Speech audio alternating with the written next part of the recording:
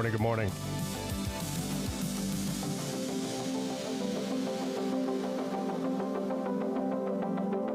Can't comment on your podcast videos. I don't know if you know. What do you mean by that?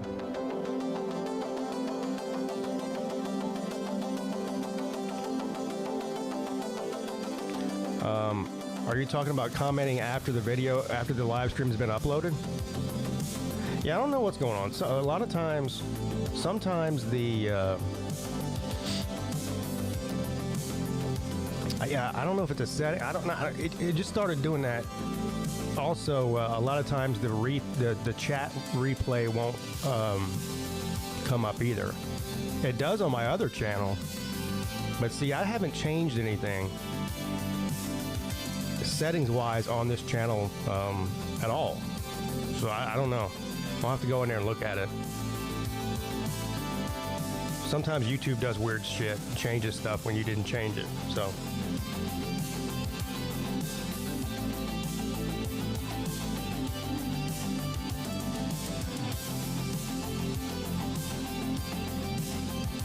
Huh. I'll look into it. I'm not sure what it is.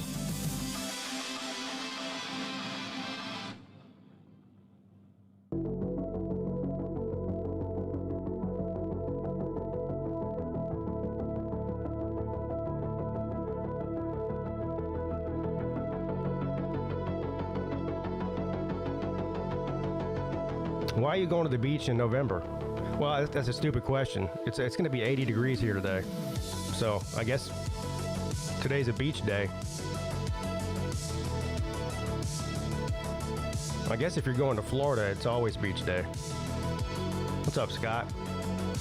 Jeremy? Yoda? Michael? Matt?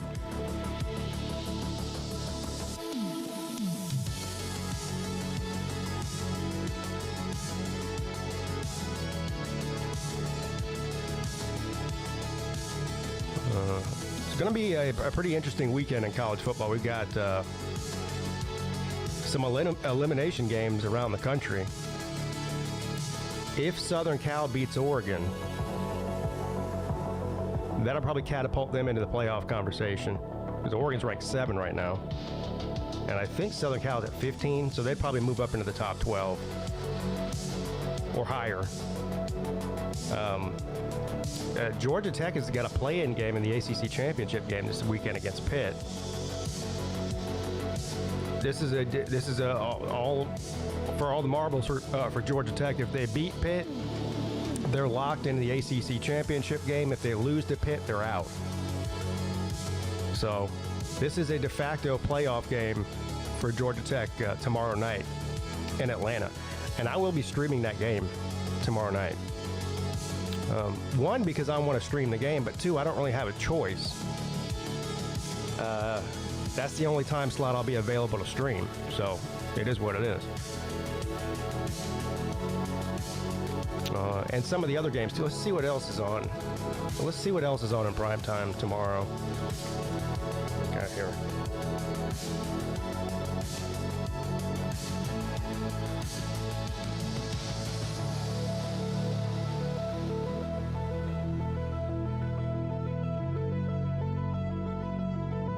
College football. Here we go.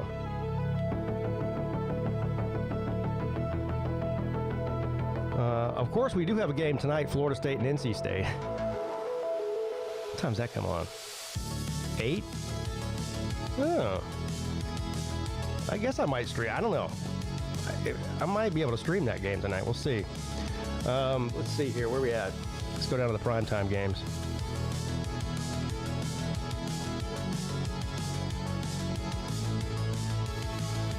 All right. Well, Clemson plays. The Clemson line is not even up on a lot of these betting sites. This is DraftKings I'm looking at here, but the Clemson comes on at 4:30 against Furman, and the initial line that was released on Clemson was they were only favored by like 17 points against Furman, which I thought was interesting. 17 and a half maybe. But it's not on the site I use, and it's not on this one. But anyway, Let's see, Coastal Carolina, or maybe it is on here. Let's see. No, it's not. All right, here we go. Starting at 7 p.m. Pitt at Tech. Got Nebraska, Penn State. That one doesn't mean anything. Trying to look for ones that mean something.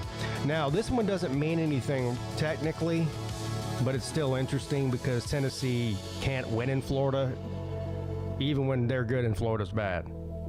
So that's a good one to look at. Look at that. Florida's a 4-point underdog at home. But that one's worth watching anyway.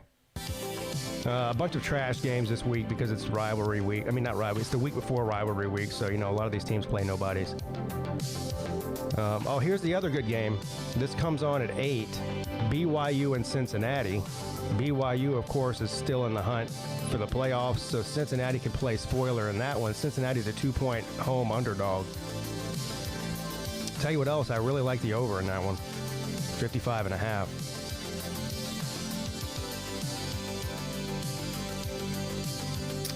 Arizona State and Colorado, Washington and UCLA. Yeah, so there's a handful of good games at that time. We'll probably end up watching the Georgia Tech game against Pitt and maybe Tennessee and Florida. Of course, you have some games that come on before that at weird times, like Coastal Carolina and South Carolina. Now, I won't necessarily be paying much attention to that unless Coastal Carolina somehow ends up in the game. Like, wouldn't that be something if South Carolina lost to Coastal Carolina the week before they play Clemson? How is a 3-loss Tennessee ranked? I don't know. How was Notre Dame started out the season 0-2 and they were still ranked in the top 25 in the AP poll going into week 3 with 0 wins? So go figure that one out.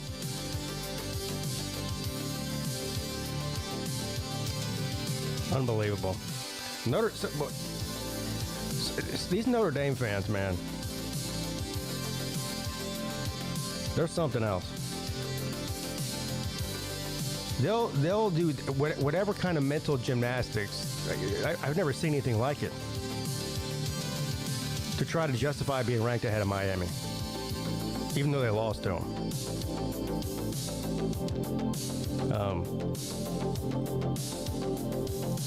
My opinion on that Miami should be ranked ahead of Notre Dame, I've lost subscribers from it. I've had people unfollow me on Twitter. I've had people unsubscribe from my channel just because I think that Miami should be ranked ahead of Notre Dame. Can you believe that? Fucking pussies.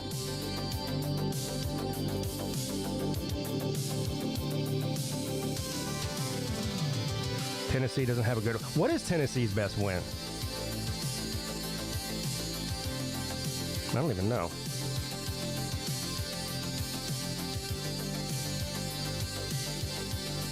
Is their best win almost beating Georgia?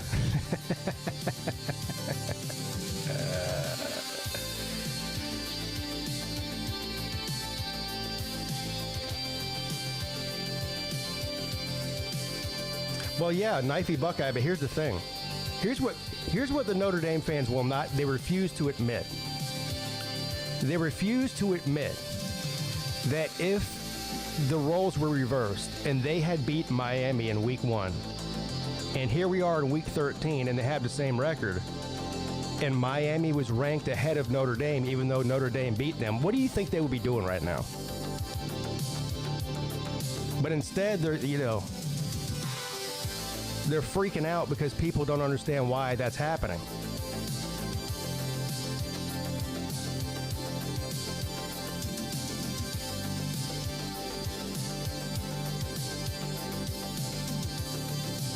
But they won't admit that if the shoe was on the other foot, they would be arguing against themselves.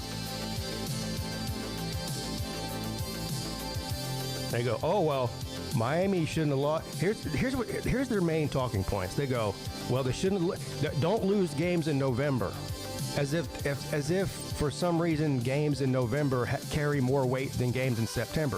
If that's the case, Why don't we just start the fucking season in November and just cut the season in half? Since September doesn't matter. Of course games in September matter. Every game carries equal weight. Doesn't matter when you play it. And then they go, well, Miami lost to 2 unranked teams. Well, they were ranked when they played them. Also, Miami's lost to Louisville and SMU. Those are 2 3-loss teams. We're not talking about, garbage can teams like fucking Boston College and Purdue that, only have 2 wins on the season or 1 win on the season. We're talking about 2 3-loss teams. This is not terrible teams. So those are not considered to be. If you lose to Boston College, that's bad. If you lose to Purdue, that's bad. But losing to 3-loss teams in week 13 or even week 12 or 11 is not a bad loss.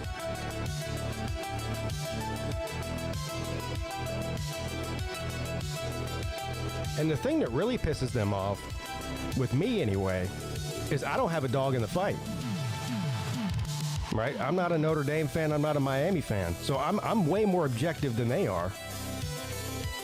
So they can't do the normal thing. Well, oh, you're just, if it were Clemson, oh, you're just a homer. Homer for who? Miami? Get the fuck out of here. No, I'm not.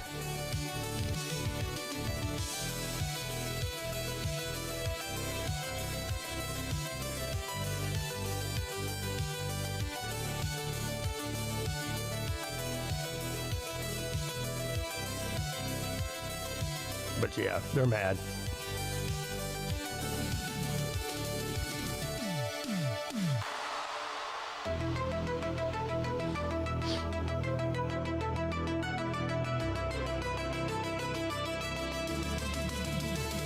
I don't know yet, Frothy Tavern. Mrs. Peete is leaving tonight to go out of town with her sister for a couple of days for her sister's birthday.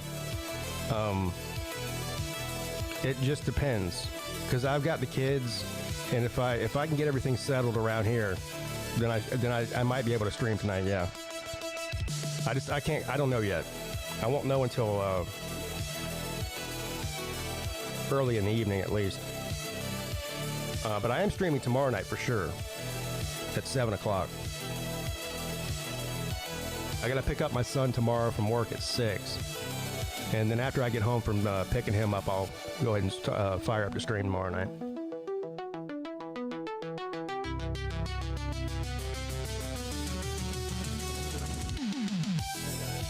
I'm not a conference homer. I've said that on the ACC show.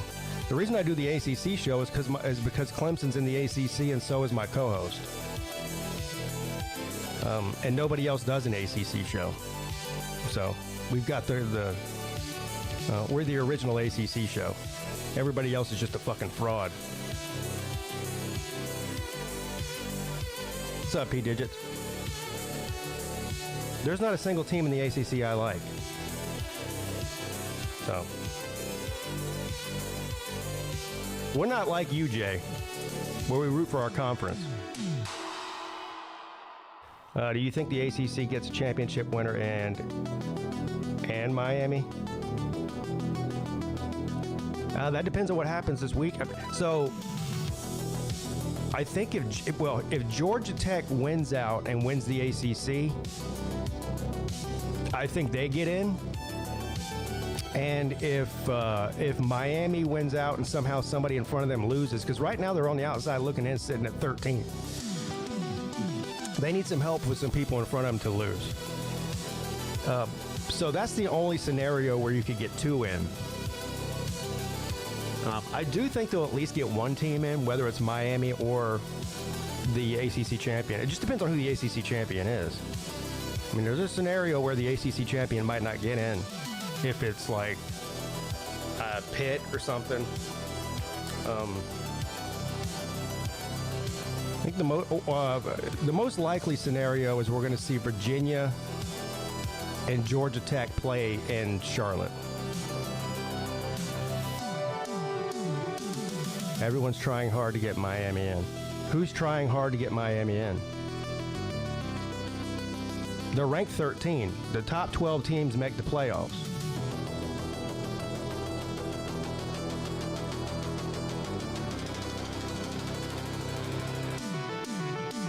conference champion automatically gets in. No, they don't.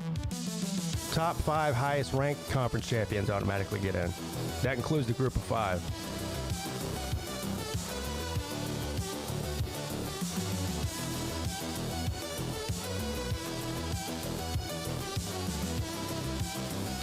Guys think James Franklin will be good at Virginia Tech?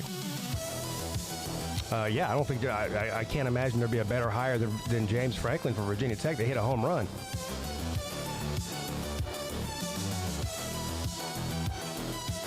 They went from 16 to 13 in a week.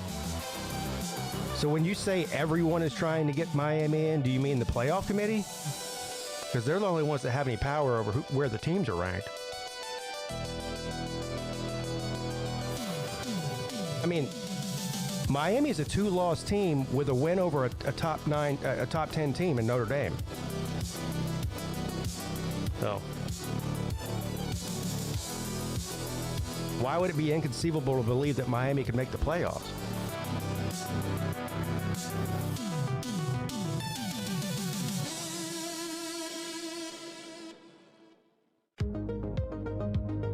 Yeah, look, I think the ACC is probably getting at least one in. The question is, will they get 2?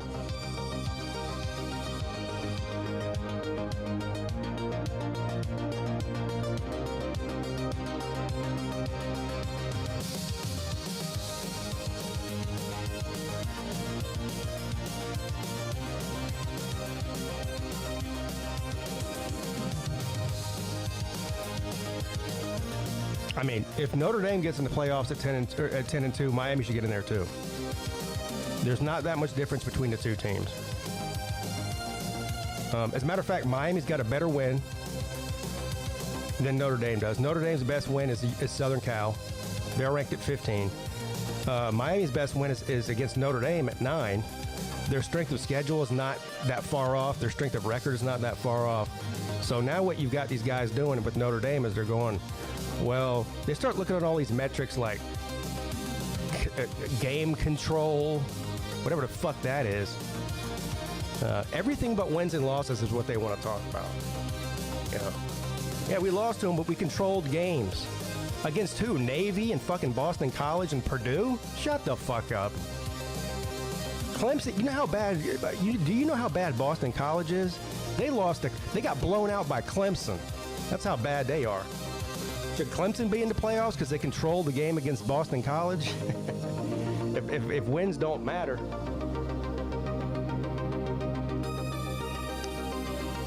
Don't tell them that, Lou. They get upset when you tell them that. Tell them that, they might unsubscribe. They don't want to hear that. Miami should not be in over the ACC champion. Why not? Why shouldn't Miami be in over the ACC champion? Well, the playoff committee lies to you and tells you it's about the 12 best teams. You know, that's what they say. So, do you think that Miami... Let me ask you something, Vic. Do you think that let's go down the list of the top teams in the ACC. Do you think Miami is better than Virginia? Do you think Miami is better than Georgia Tech? Because that's the two teams sitting atop the ACC right now in Week 13. So if you think Miami's better than both of those teams, then you should think that Miami should get in ahead of the ACC championship game. In the ACC. Yeah, I think Miami's better than both those teams.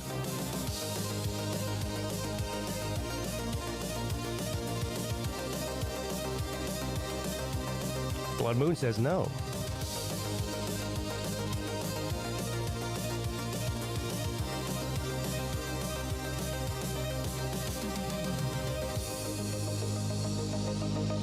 Yeah, Notre Dame they do get special treatment. It's not a conspiracy theory. They definitely get special treatment.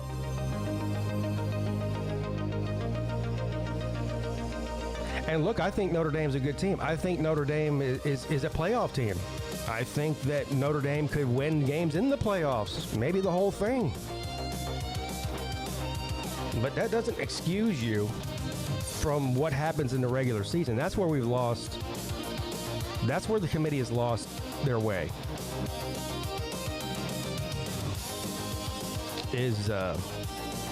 And they've said it.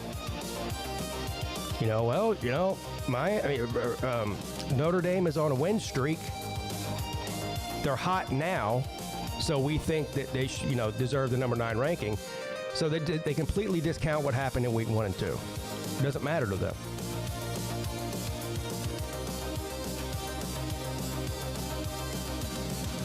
Miami has did they fall off? The last 2 games they played, they blew their opponents out. Is that falling off?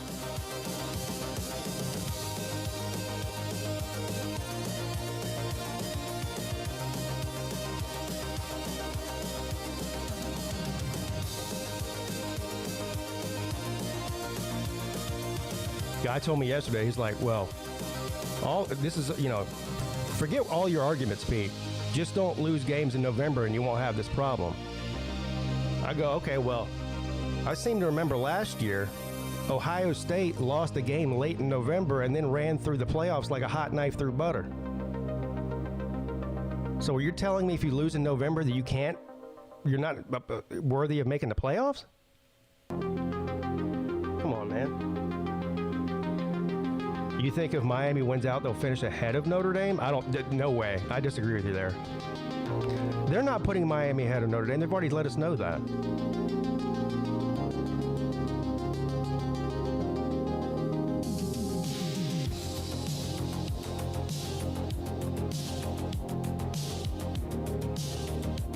You know what I really want to happen? It's not going to happen, and it probably shouldn't happen either. But I want it to happen just so I can point and laugh at these idiots. I want so bad. You know what? I might need to buy myself a sword and a fucking hat and a helmet. I hope Southern Cal goes into Oregon and beats the ever-living shit out of them. Not because I don't care about either one of those teams. I hope Southern Cal goes into Oregon and beats the ever-living shit out of them, and then Southern Cal jumps Notre Dame. I can't wait to see Notre Dame fans' reaction to that. Now, it's not going to happen, because the committee is not going to do that. But if it did happen, it would be one of the funniest things I've ever seen in my life. Because then you'd have Notre Dame fans stuck between a rock and a hard place. They'd be going, well, how would they jump us when we beat them?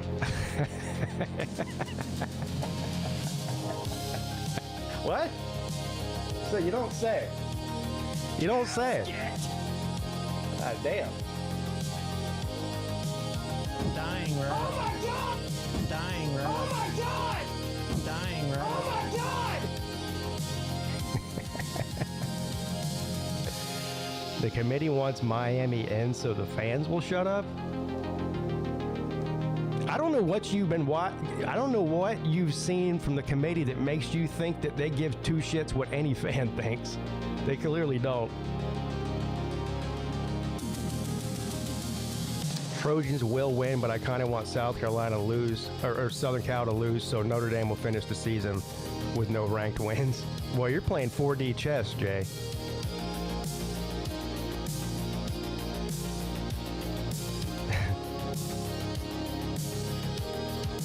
If the committee cared what Miami fans thought, they'd be ranked higher. They don't. Right. Exactly, Vic.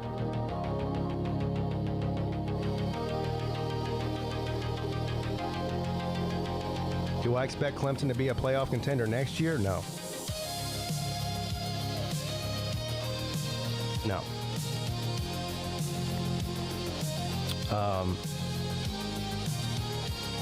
We'll have a better quarterback next year, so that'll help. I don't think they'll be I don't think they'll be 5-5 or 6-6 next year, but I don't think they're going to be a playoff. I'd be shocked.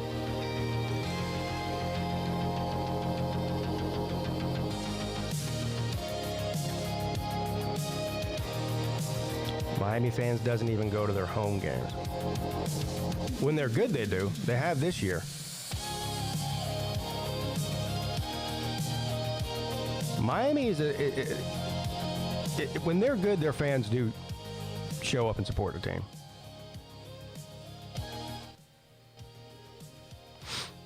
All right. Good midday, sirs. How you guys doing? I just want to know, since Mrs. Peete is gone this weekend, are you going to have baby oil wrestling at your home? Well, I hope not, because my 10-year-old and my 18-year-old are going to be here. Oh, damn. Yeah, that's a conflict of interest. Oh, darn. No. You know who I think is a weak team, and they're ranked in the top 4 is Texas A&M. If you look at their schedule, the only team they played competitively, a competitive team, was Notre Dame, and they won by 1 point, 41-40. And seeing what happened last week with South Carolina, yeah, they came roaring back, but it was South Carolina. I mean, so yeah, it doesn't matter. South Carolina has that SEC emblem on their chest, so they're the greatest thing. No, but I disagree with you that Texas A&M is weak. I think they're one of the better teams. I mean, a win over Notre Dame at Notre Dame is a good win. By 1 point, Doesn't matter. I think they've had the cupcake schedule this year, I think, personally. I mean, all the teams they played, they played Auburn. Yes, they played LSU. Yes, they played Missouri. But all those no teams are already... cupcake schedule in the SEC, sir. But you watch your blasphemous mouth. They've played 10 teams and they haven't lost a single game. Yeah, but none of those teams were ranked, except for Notre Dame, were ranked in the top 25 at the time. So that's why. Well, that's not Texas A&M's fault. They're just playing who's on their schedule. Well, now wait a minute, Scott. It doesn't matter if they were ranked at the time or not, because all I heard a couple of years ago, and this came out of your mouth as well, when Georgia beat a top 10 Arkansas at the time, that was a great win, even though they finished 7-5 and unranked. I mean, what? What did I say anything about Arkansas? I know that's a blur to me. My favorite thing is when a team plays against a ranked team and then beats them and knocks them out of the ranking, and everyone goes, "Oh, you beat an unranked team." It's like, no, we're the reason they're unranked because we beat them. You know what I mean? Right. Well, Jay Schatz is saying Scott is right, and damn right, Jay. Thank you, Jay. I don't know. I disagree with you. I think Texas A&M is one of the best teams in the country, despite their schedule. Using Scott's argument, Miami has 3 ranked wins: Florida State, South Florida, and Notre Dame. Well, here's the problem. The committee, and this is my problem with the committee. I don't know why people are arguing with me about this. They should be agreeing with me as a college football fan. Forget who your team is or who your favorite team is. Literally last week, they asked the whoever the chairman is or whoever the idiot that comes on after the rankings and tries to explain all their lies. They say, well, why do you they're asking him about Oregon. Why do you got Oregon ranked at 7? And they go, oh, well, we really value the fact that Oregon went into Penn State and beat them early in the season. That's a really good win at Penn State. Now, meanwhile, Penn State's terrible and they fired their fucking coach and they're not ranked anymore. And then they go, well, but people are still wondering about the disparity between Miami and Notre Dame. And they go, well, they lost to an unranked team. And it's like, well, you just gave credit to Penn State for beating who's an unranked team now 7 weeks ago, but you punished Miami for it? It doesn't make any sense. So what they do is they go in this room and they all write down their top 25 and then they compare them. And then what they do is they just vote on it and average it out and then spend the next 5 hours trying to justify what they think the best teams are. Instead of actually just saying, like the most obvious one to me is you've got 2 teams with a similar schedule. I mean, let's be real. Notre Dame plays an ACC schedule, and then they play fucking a couple of other teams, right? Navy and Southern Cal. You got 2 teams with the same record, essentially the same strength of schedule and the whole deal in the same conference, and one team beat the other. To me, it's pretty simple. I don't know why they have to jump through all these hoops and lie and say, what we should say is, well, we just think Notre Dame's a better team than Miami. Fuck the record. Well, the argument, I know it's an old argument about Notre Dame, is Notre Dame doesn't play a conference title game, and that's bullshit. They need to be in a conference. Because you're giving them a bye week to rest up for the damn playoffs, and that's absolute horseshit. Well, so is every at-large team that gets in there. I don't quite understand what you're saying, Slim. Okay, there's 5 guaranteed. Hang on. There's 5 guaranteed spots. That means every other spot in the playoff is an at-large bid. Every team that gets an at-large bid gets a bye week. So why is it okay for them but not Notre Dame? No, Slim, you're not hearing what I'm saying, okay? Yes, I am. You're not understanding your own listen argument. to me, Slim. You have an SEC conference championship, you have an ACC conference championship, you have a Big Ten conference championship.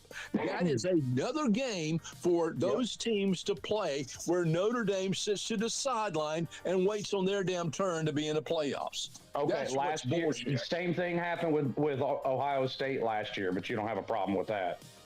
Ohio State didn't play in the Big Ten title game. Ohio State didn't play in the Big Ten title game? What? Because of the record? Yeah. Yeah, because they lost to Oregon. Right. Okay. And Michigan. But that's okay. And That's Michigan. different. Yeah. They're still in a conference, though. They're still in a. How is that? Please explain to me how that's different. Please. I am dying to hear this. Because their record speaks for itself in the sense that, okay, I don't know what their record was last year. Okay. Worse than Notre Dame's. Notre Dame had 1 loss. Ohio State had 2. Okay. So Notre Dame gets into it, and then Notre Dame loses too. We lose to Notre Dame. Okay. Not happy about that shit. But Notre Dame loses as well. I'm just thinking it's a setup that Notre Dame gets a damn extra week to bye week every single fucking year. I think it was a setup that Ohio State got it last year. No matter what their fucking record is, too. What are they? 8-2 now? Is that right? Is that right? Yeah. Okay. No, SEC dog. I'm not defending Notre Dame. I could just care less about anybody being in a conference.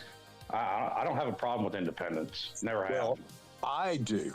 I have a big damn problem with a team like Notre Dame, who's supposedly the stout team every year. Would you be this outraged? Hang on. Would you be this outraged if Georgia missed the SEC title game but still got in the playoffs? No, you would not.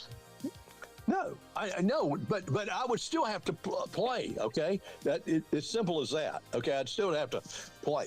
They are getting a damn free week, and if you don't see that, I'm sorry. And so did Ohio State, but you don't have a problem with them. I'm just calling out your hypocrisy. I could give a shit about Ohio State. And you wouldn't have a problem with it if Georgia was in that position. What? I said you wouldn't have a problem with it if Georgia was in that position. Well, listen, I'm going to tell you this. Georgia's going to be in the playoffs. I know that for pretty good fact. I mean, even if they lose to Tech, they'll be in the playoffs. Okay, hold on. I'm pretty sure. What was it? And I believe they will be in the SEC championship too. I think so too. But my point is, you would not have this level of outrage about it if Georgia missed the SEC championship fucking year. and That's why still made the playoffs. Outrageous. It's every fucking year, Slim. Every fucking year. Wasn't Georgia? Wasn't it 2 years ago? Georgia was a 2-loss team and did not get into the playoffs. Yes, I believe so. Yeah. Yeah. So I mean, that's the thing. Yeah. SEC Dog said Slim defending Notre Dame. Good God. Yeah. Once again, that's not defending Notre Dame. I don't have a problem with independence. It's got nothing to do with Notre Dame. I just don't have a problem with independence. Well, how many independents are out there, Slim? Yeah, they're the last of the Mohicans. But I've also stated several times that it wouldn't bother me in the slightest if Miami went back to being an independent. I would almost prefer it for scheduling reasons. Well, you probably rather be independent because you can't win the ACC. Once again, it's got nothing to do with it. Okay. This is the first. Jeez. This is the first year, and no, because I've said it. If I had my way, Miami would have something similar to this schedule every year. Because we've got very rarely do we get all four of our rivals in the same year. Nice try, though. That's the consensus. SEC Dog says no Power 4 team should schedule Notre Dame ever again. That'll solve the problem. Yes, that'll solve the problem. There's zero chance that happens. So I agree with you. It's just, I mean, I also would just like for $1 million to fall out of the sky and hit me on the head, but that's not going to happen either. Uncle Lou said Slim is a Notre Dame apologist. No, once again, that title. I didn't. Slim, do you? I didn't really have that title. You think I care about the shit that Lou spews out of his mouth? Come on now. I didn't have a problem with BYU being independent. I don't have a problem with service academies being independent, even though I think there's only one left. I think. I just don't have a problem with independence. I don't think any of them are independent anymore. I have a problem with Catholics and Mormons. Okay, there's my problem. I ain't got a problem with either one of them. I don't care. I could care less about either one. I'm not sure to see a Hindu college get in Notre Dame. I heard Satan Michigan is going. I would much rather have Satan worshipers. Why would Michigan go independent? That wouldn't make any sense at all. What's that? Somebody, a knifey Buckeye in the chat said, "I heard Michigan's going independent." I have no idea why they would do. That'd be the stupidest thing they could ever do. Nate said something about that on the morning show. Apparently, Michigan and USC have said something about it. Oh. Well, once again, Lou, that's where you're wrong, because obviously Miami does matter because everybody in the country is talking about them. So they obviously do matter. That is the greatest litmus test of all that Miami's back, because everybody in the country is talking about them. I don't know about all that. I don't know about all that shit either. No, I don't think everybody's talking about them. I'll tell you who they're talking about. Well, they are, because the whole Notre Dame Miami debate is trending on Twitter. Yeah, but see, here's the thing. Yes. So you sound like Notre Dame fans now, because they're like, oh yeah, all you guys do is talk about Notre Dame. Well, of course, nobody can stop thinking about Notre. It wouldn't matter to me if it was Arizona State and Utah we were talking about here. It's the committee. I understand that, but the fact that it's the committee that I'm talking about. Everybody wrong about Miami being irrelevant. What people are talking about is the committee, not the two teams that are in this situation. Now, actually, I did come across a good point about this. Surprisingly, on Twitter, a person actually made a good point. There are teams up there. To me, you can make a good argument that Notre Dame should be in there as well as Miami. There are teams up there. Like, how was Texas in the top 10 without a single ranked win? Well, they shouldn't be. I agree with you on that one. I mean, I think that there are more.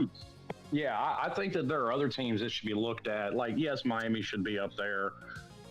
Notre Dame should have dropped out of the rankings earlier in the year, but yes, they should be up there now because they haven't lost a game since then.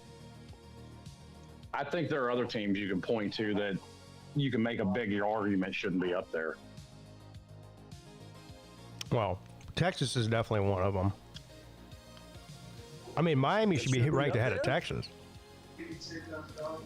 This is another big part of the problem. Like, they're like, oh my God, Texas went on the road and played Ohio State and lost. But, they've tried real hard. Like, they're more concerned with good losses than they are quality wins, which is completely backwards.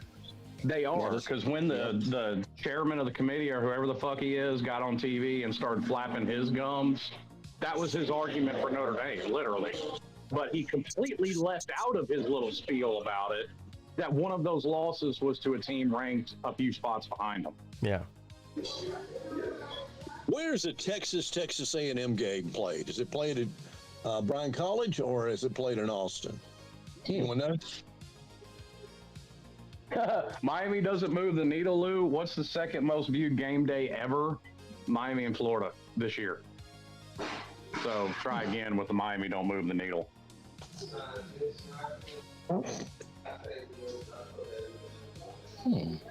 Well, let me ask you, Slim.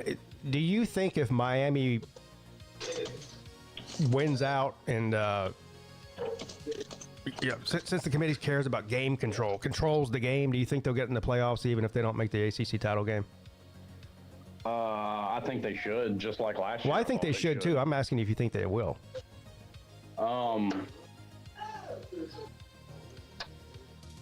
Yes. Yeah. I think Miami will get in. If Miami wins this week and next week, yeah, they'll get in. Who do y'all have left on your schedule, Slim? Virginia Tech and Pittsburgh. Okay. Yeah. So Slim is rooting for Pittsburgh to win this weekend against Georgia Tech. Well, I kind of have to. Yeah, you I have think to. No, I'm not blaming you. Like even beyond that, I think Pittsburgh would be ranked barely in the top 25 when we played them if they beat Georgia Tech. So that would give us another ranked win to beat Pittsburgh. Texas Tech will lose and Miami will get in. Who's Texas Tech losing to? I don't even know who they Did got lose left. to Utah already? Yeah, but Or was they it got BYU. they've got one loss. No, it wouldn't be. I don't know who they've got left though. I don't know who their last 2 games are against. Some teams have already played 11 games. They might be on a bye week this week. I don't remember seeing them. It could be. Yeah, am I the only one that noticed? Oh, too, A&M. that- I think Texas Tech is on a bye week this week. But they got A&M left. Yep. And I'm pulling for Texas to beat A&M, and it is going to be played at Texas too in Austin. Is that this week? No. No, it's next week. Okay. So let's see. No, it can't be next week. Next week A&M plays Texas. Yeah, next week. Oh, yeah. Yeah, it's next week. Yeah. I mean, all the rivalry games are next All right. week. So when is Texas Tech playing Texas A&M? That somebody just said. I don't Are know they that playing do. Texas A&M? A&M is playing Texas next week, so they can't be playing Texas Tech next week. So are they playing them this week? I don't know that they do. Oh, they're not playing. All No, they don't I play. thought Texas. I don't think Texas Tech plays Texas A&M. right, everybody's confused in the chat. Look, somebody just said that Texas Tech had to play Texas A&M. I don't think that's I think they were. I think they're thinking about Texas right. I don't think that's right. because the rivalry game is Texas A&M and Texas. Yeah, that's next week. Yeah. Yeah, I'm talking about Just Texas like- Tech. That was what we. I don't know that they do play each other. I guess they Just don't. like So Georgia again, Tech. I'll ask who is Texas Tech going to lose to this season? Well, hell, let's look at their schedule. Yeah, pull it up, Jamie.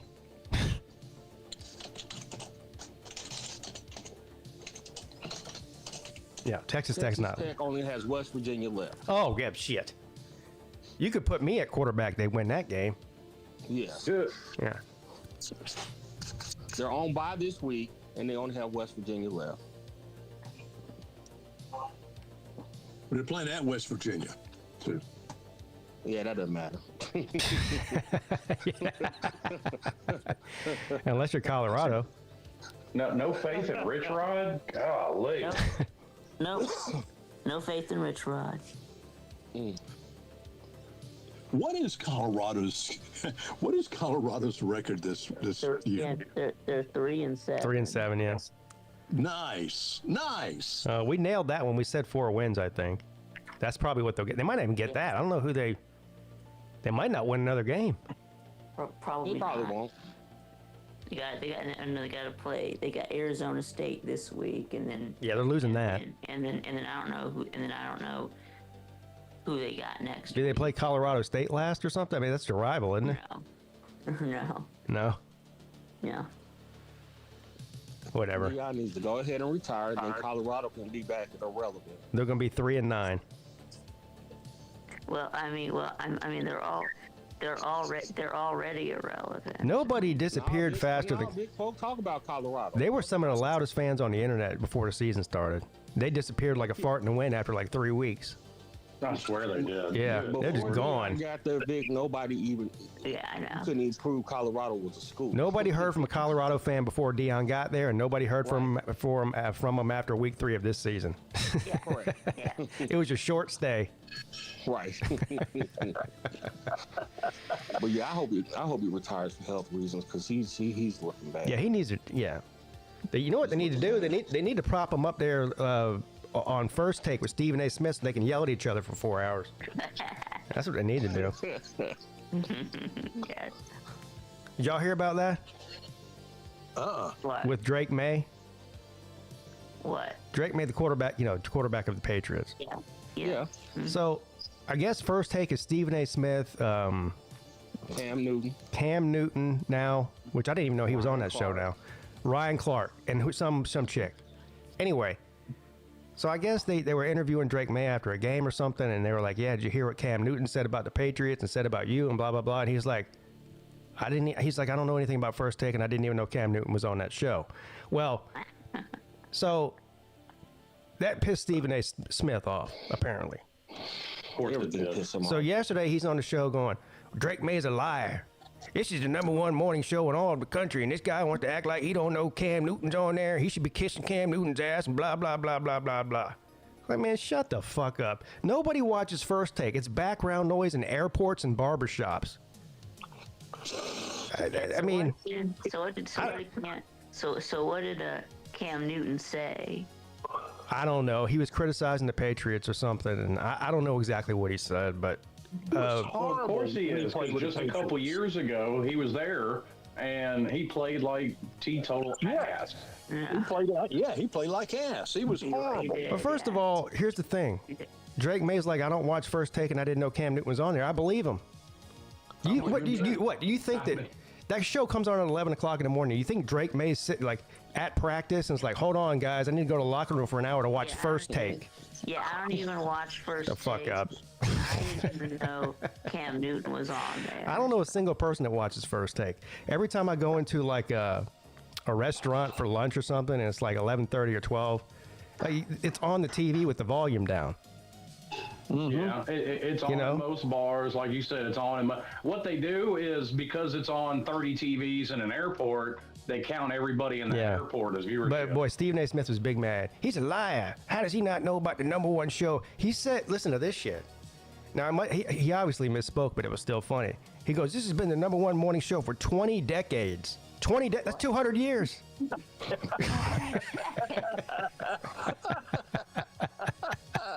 Yeah, right after America was founded, we founded First Take, and it's been the #1 ever since. We had Indian chiefs and pilgrims. 20 decades.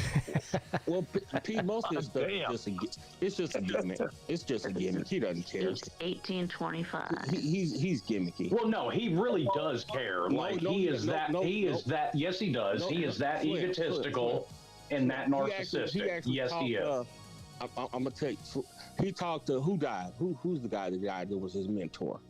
Saunders. Look, I know there's at least 34 people that don't watch the First Take because I think it's on right now. Instead of watching that, they're watching me and listening to us. So, look, do you think really pro athletes spend a lot of time watching ESPN? No, they don't. I don't think so. I don't think anybody under the age of 40 watches TV at all. No. What is Saunders? John Saunders. Just so I can read the comment section, your midday show is on my TV. Yeah. That's what's on my TV. Yeah, see? Stephen A. Smith's mentor was John Saunders. And he went to him and said, I need to calm down because he said, I'm just screaming all the time and that's not what I want to be. And he said, that's how you get your viewership. Keep doing it. Yeah. Well, I mean, whatever. He's successful. I think he's the highest paid guy at ESPN, Stephen A. Smith. He just signed like $100 million contract or something. So he's successful. What he kept. And I don't have a problem with Stephen A. Smith. But have you tried to watch that show? Oh no, I'm not watching Stephen A. Smith. It is The View, except a bunch of guys talking sports. That's what it is. That's Cam Newton wearing his KFC bucket on his head. Yeah, I mean, that's what he was wearing during the Auburn, Georgia game, it looked like. I mean, oh, God, what a... I don't know what he's... The only person I like is Ryan Clark. I like Ryan Clark. I don't dislike any of them. Ryan Clark may be a bigger crybaby than Kirk Herbstreit. That motherfucker cries on TV more than Kirk Herbstreit does. I don't care about it. I don't have a problem with Ryan Clark, Cam Newton, or Stephen A. Smith, but... I mean, putting these guys on there, and they have to cover every sport, right? So if Stephen A. Smith doesn't know what the fuck he's talking about when he talks about college football, I mean, Do y'all remember when Charles Barkley said that's why he would never work for ESPN? Because when you go on there, you got to cover sports you know nothing about. yeah, right. Mm-hmm. Yeah, I mean, I don't have a problem with Ryan Clark either. I have a problem with crying on national television. Quit being a bitch. That's fair. That's fair. Yeah, That's right. yeah. That's why I make fun of Kirk Herbstreit too. But that's an ESPN thing. Why do they make them cover every? That's just weird. Yeah, I don't know nothing about this sport. You gonna cover that's it. true. I don't know why they do that. Right. Yeah, What the fuck you That's talking like about? trying to get me on there talking about curling. That's I don't why, you know what, one of anything the- about curling. One of the best sports shows on TV is that NBA show that they do with Charles Barkley and Shaq. Yeah, all they talk about is the All they NBA. talk about is the NBA. It's a bunch of former NBA players. They're fucking hilarious. And you know, they don't get all into, you know, other shit that nobody cares about, you know, social stuff. They're funny as shit. But ESPN hasn't figured out how to do that. Stuff, but they've made jokes about all of it, which is fucking hilarious. Yeah. To your point. Well, I love the banter between Charles Barkley and Shaq because Barkley was making fun of Shaq all the damn time. Oh, dude, that's great. And like his 10-year running joke about the city of San Antonio is fucking hilarious. Oh, you're talking about all the fat girls in San Antonio? Oh, Yeah. All the women in San Antonio. Guys, I got to go. I'm sorry. Has anybody been to San Antonio? Yeah, I went there a couple of years ago. Yeah, I have. Yeah. Are they really big? I was always Yes. curious. Are they really that big? Well, I mean, there's a lot of big women in every fucking city. I mean, Yeah, there's big women everywhere. Yeah, but I think probably proportionally San Antonio is a little bit higher than most cities. That's why I was. I that's where I was do going think with. that's correct. Yeah, but that's what he said, big old women. You mean big old women down there in San Antonio? I don't know. I didn't really see much. I mean, did the river walk, the river walk in the Alamo, and that was about it. Let me see if I can find a clip of when he talks about San Antonio. Oh no, It- dude! There's like whole 10-minute montages about it. Well, the one I saw, Shaq about pissed his pants. He's talking about San We're Antonio. talking about the women. Probably talking about that one where he's talking about women ain't wearing them sexy drawers. Yeah, that's the one I was talking about. Yeah, that's the one I They saw. wear big old bloomers and stuff. He said, there ain't no Victoria's Secret down there. Victoria is a secret. Dude, Charles Barkley's fucking hilarious.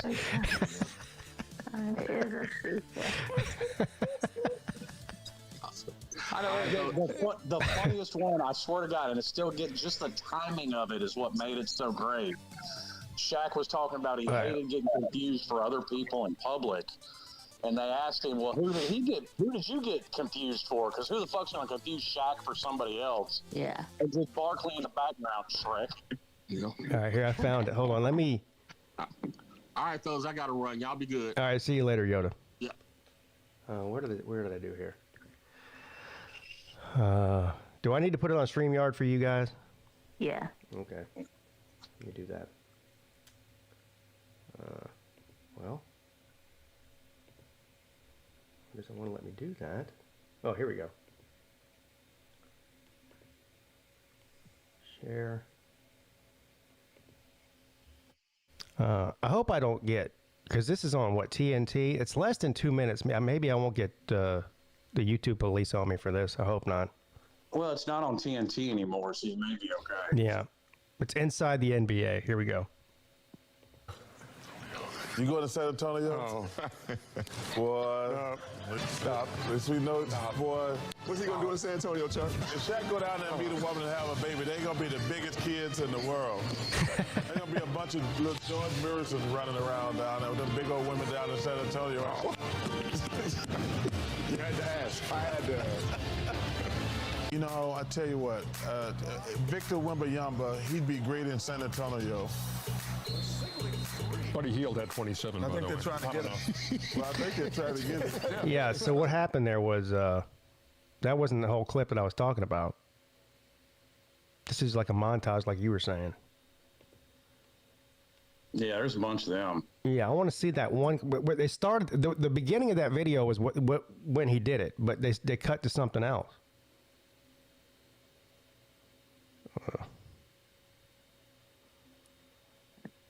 They be wolfing them churros. Oh, that was hilarious.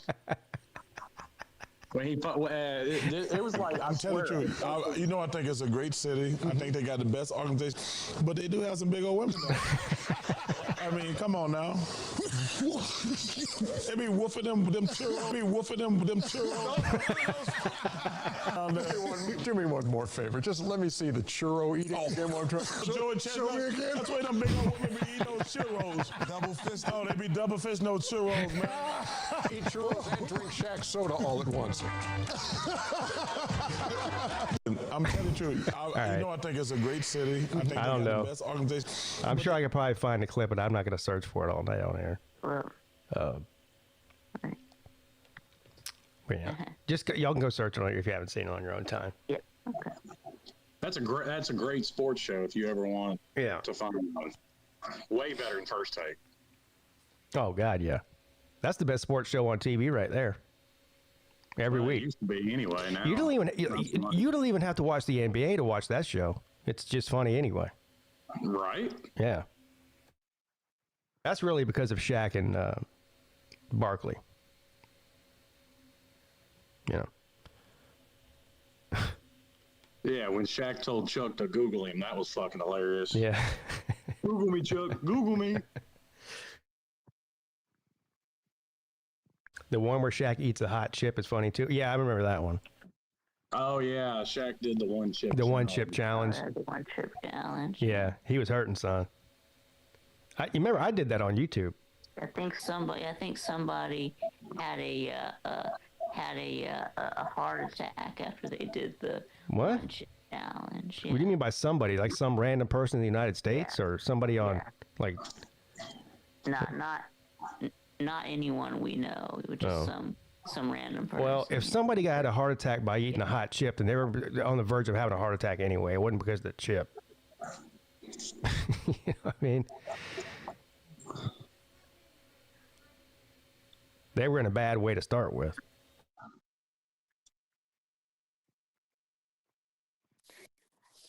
Now back to relevant sports conversation. I brought this up earlier. How in the blue fuck is Tennessee ranked in the top 25? SMU has the same record and more ranked wins. They have a win against Miami. I think you know the answer to that question. They got a quality loss, Slim, against Georgia. Hey, go. Did you see how good they have a quality loss against Alabama and a quality loss against? Yeah. They got a bunch of great losses, man. Can't you figure it out? They're like, did you see how hard they tried against those teams they lost to? They did. It was amazing. So basically what you're telling me is the committee would put in that 3-9 Nebraska team. Yes. Because they had a bunch of great quality losses. No. Yeah. I think Clemson should be in the playoffs this year. I mean, they tried real hard, even though they lost a bunch of teams. They still really tried. Yeah, I mean, look at all the quality losses that Arkansas has. Did you see how Arkansas? Yeah, let's put Florida in too. Almost beat Texas A&M. Florida had a bunch of quality losses this year. Florida does have a bunch of quality losses. They might have more quality losses than anybody in the country. They should be in the playoffs. Yeah. Yep. That chip is hot. Wouldn't wish that pain on anyone. Well, I did it. And I can tell you, it was pretty painful for about 5 minutes, but then it was just uncomfortable. But the real pain comes the next day. You know what I saw? That's the real pain. It's when it comes out the other way. That's the next day is what I will never do that again. I mean, you want to talk about miserable. That's when it comes out the other side, yeah. But it's not just. I saw an AI video, or I'm fairly certain it's an AI video of this. But I'd like, just for scientific reasons, I would like to try this. I'm going to set one of those hot chips on my porch and see if a raccoon or a possum will eat it. I bet a raccoon will eat it. Yeah, and make sure you set it. You have it on camera. Yeah. Yeah, of course. I figured out the problem with Clemson. What? So you remember a couple of weeks ago when Dabo said that in order to win, you have to not lose? Yeah. Yeah. Well, he's fucking wrong. You do have to lose. Yeah. What? You just have to lose to a quality loss. Right. In order to win, you have to lose good. Yeah, so you asked who tried Debo's got harder. it all wrong. He's out here trying to win. He's right. You're right.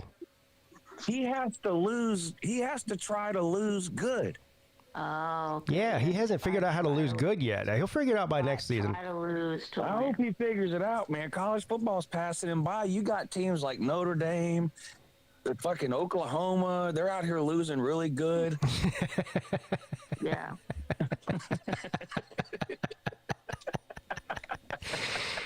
Who tried? You said who tried harder? Clemson is fucking beating Florida State. Notre Dame What the fuck is that? against Miami or Miami against SMU? State I don't know. And Louisville, yeah. Wow. Well, Georgia Tech can't afford any more quality losses. They'll be out of the ACC championship game. Yeah. Well, they could quality lose to Georgia. Yeah. Yeah. Right, but if they quality, That's true. Yeah, if they quality lose, That's the Pitt, key right there. That's actually true. You want two ACC teams in. Miami needs to win out. Georgia Tech needs to quality lose to Georgia. And then win the ACC. Title. If Georgia Tech loses to Georgia, they might climb up into the top 5. Yeah. They might jump Notre Dame. This committee ain't playing around. Yeah. That would be one of the best losses in the country. It would be. Yeah, I mean, just like Tennessee, they tried real hard against Georgia, and they're still ranked. Yeah. Yeah. Well, what if Georgia Tech quality loses to Pitt? That's not a quality loss. I don't think. Well, They didn't even have Pitt ranked this week, did they? No.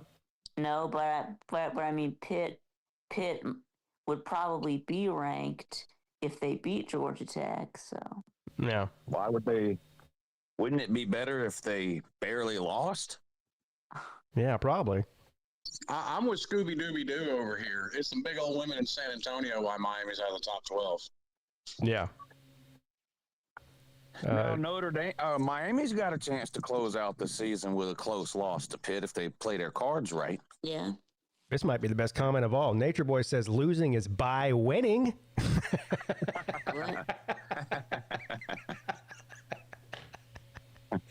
I lose here, I lose there. Now what? Miami looked at SMU and Louisville and went, I lose there, now what? Yeah, lose here, lose there. Now what? I'm ranked still. Now they finally caught up with Notre Dame. Yeah. Yeah. They caught up with Notre Dame by losing to SMU and Louisville. Yeah. Yeah, it's a good thing Notre Dame lost to A&M. If not, they might not be in the top 10. That was a quality loss. Yeah. Yeah. In the same, what do you call it? Comparable what? Comparable tier or comparable Comparative grouping. Oh yeah, comparative grouping. Yeah. Is that a new term? Notre Dame aren't in the same comparative grouping. Is that a new term that they made up this year? Yeah. Yeah. Yes. Oh my And I'm God. really starting to think Condoleezza Rice is still on the playoff committee because they're getting real political with just the way they're talking. So what they said is the reason Miami question. The reason Miami's not ahead of Notre Dame is because they're not comparing Miami and Notre Dame right now because they're not ranked closely enough together. But if Miami moves up a spot or two, then they'll be close enough to Notre Dame that they'll be in the same comparative grouping. And then So they go, the reason that's insane. So they go, the reason we're not comparing these two teams is because they're not close enough in the rankings that we gave them. Wow. Right. What the fuck? Yeah, that's just it boggles the mind. Talk for you. I don't know what is. That is insane. It is insane. It's so dumb. It's mind-boggling. Dude, I would be willing to bet my life savings that the four of us on this panel could come up with a better top 25 ranking. Yeah, who was it that said that the other day? I think it might have been Paul Feinbaum, or I saw a clip something on Twitter where I think it was Feinbaum was like, look, you could get a bunch of like college football podcasters that could do a better job than the playoff committee. Yeah. And he's probably right. Yeah. Big facts. Yeah. That may be the smartest thing Paul Feinbaum has ever said. I don't know if it was him or his guest. But anyway, it was on his show. It was probably his guest now. Yeah. But it's been fun to watch the Notre Dame fans because I mean, they can deny it all they want, but if the shoe was on the other foot and they had beat Miami and they were ranked behind them in Week 13 with the same record, they'd be just saying the same thing Miami fans are saying, exactly the same thing. Of course they would. And they would have a right, and they would be right too, if they did. I mean, I would be sitting here enjoying being ranked ahead of Notre Dame, but I'd be like, yeah, that's some bullshit. But I'll take that bullshit. Well, and then who was that guy? I think I showed you a screenshot. The guy was like, "Why?" He's like, "Pete, why are you crying over what's happening in Week 13? I mean, it's about as irrelevant as Week 1." I go, "What?" Yeah. No, it's not. I mean, there's literally 2 weeks in the season left. I mean, and Miami is sitting at 13, which is exactly one spot outside of the playoff rankings.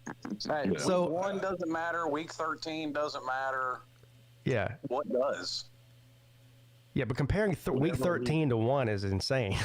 He's like, the only week that matters is whatever week Miami played SMU in Louisville.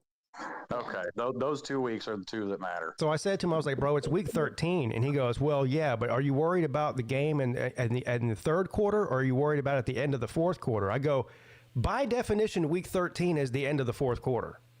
I don't know what the fuck you're talking about." Well, it's about it's more like Week 13 is more like the 2-minute timeout, but yeah, the end of the fourth quarter.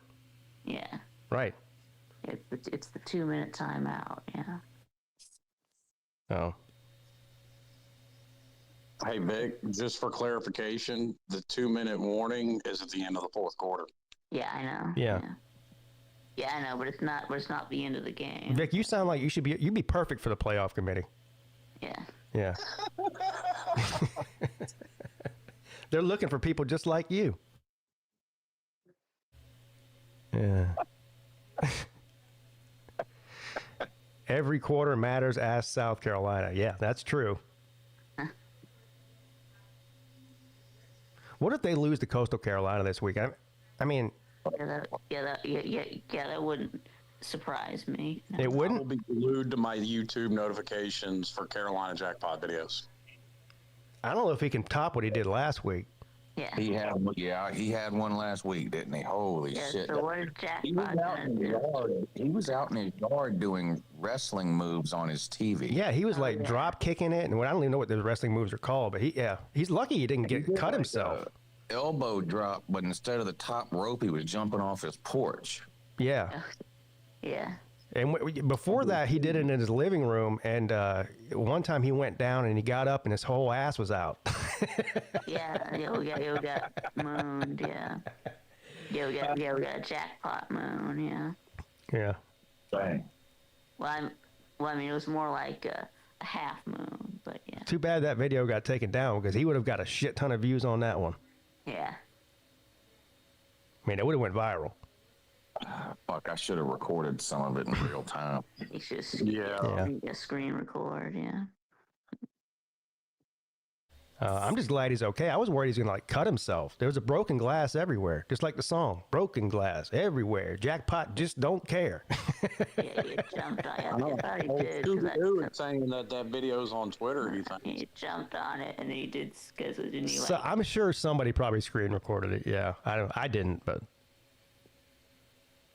there's a guy that's your buddy Pete. Zach, how about your buddy Zach Smith? Oh yeah, into a corner on Twitter because he said Oklahoma isn't a good team. Yeah, he's a Big Ten homer, right? Oh yeah. What? So he said on Twitter, he said Oklahoma isn't a good team. Everybody, I mean, I was like, okay, so Michigan is tied for second in the Big Ten. Oklahoma beat Michigan. Oklahoma's 8-2, ranked in the top 10, but you say they're not a good team. How many good teams are in the Big Ten? Well, he won't even admit that Michigan's a good team because he hates Michigan. Yeah. Right. So I backed him up. So now he's claiming that there's only 4 good teams in the country. Yeah. Georgia, Ohio State, Indiana, and Oregon. No, Notre Dame's not any good. Yeah, Texas A&M not any good. As much as we gripe about SEC homers, because there's a bunch of them around here. These Big Ten homers are a special breed of stupid. Well, they've been waiting 15 years to have something to hold over the SEC's head, and they finally have it. So, well, because Joel Platt's a Big Ten homer too, and he has had some of the dumbest takes ever this year. Yeah. And like I said, since Oregon's a good team, if they lose to 8-2 Southern Cal, who you say is not a good team, does that make Southern Cal good or Oregon bad? Yeah. You'll probably have to say Southern Cal good because it's a Big Ten team. Yeah. He says Texas A&M's not good. Yeah, I thought it would be that Oregon's good because it would be a quality loss. I don't know. What he would say. This is what Paul says too. Like Paul believes there's only like 3 good teams in the country. And then on this show earlier, Scott said the A&M's not very good. I'm like, what? It's either 10-0. Yeah, but you heard the same crap about Texas when they made the SEC title game last year. Oh, they were handed a cupcake schedule. Well, that's the only reason they did it. Texas no good. Jackpot just sent me a clip of him breaking his TV, but he texted it to me, so can't really show it. But yeah, it's just fair. It was a bunch of Tennessee fans telling me that Texas no good last year. Well, the only team that's good is the team that wins at the end of the year. That's it. Everybody else is terrible. So there's 139 terrible teams and one good one. Exactly. Yeah. And they can't tell you who the good team is until the end of the national title game. Yeah. Everybody's overrated. Yeah, I don't subscribe to that. I mean, do you remember the amount of people last year that, after Ohio State went 10-2 and didn't make the Big Ten championship and they got in the playoffs and everyone was like, what the fuck, man? Oh, they're overrated. Look what they lost to. And they just destroyed everybody in the playoffs. Yeah. Well, no, they cheated. Remember, they got a week off while other teams were playing, so they cheated. Oh, yeah, right. So says Scott Kerr.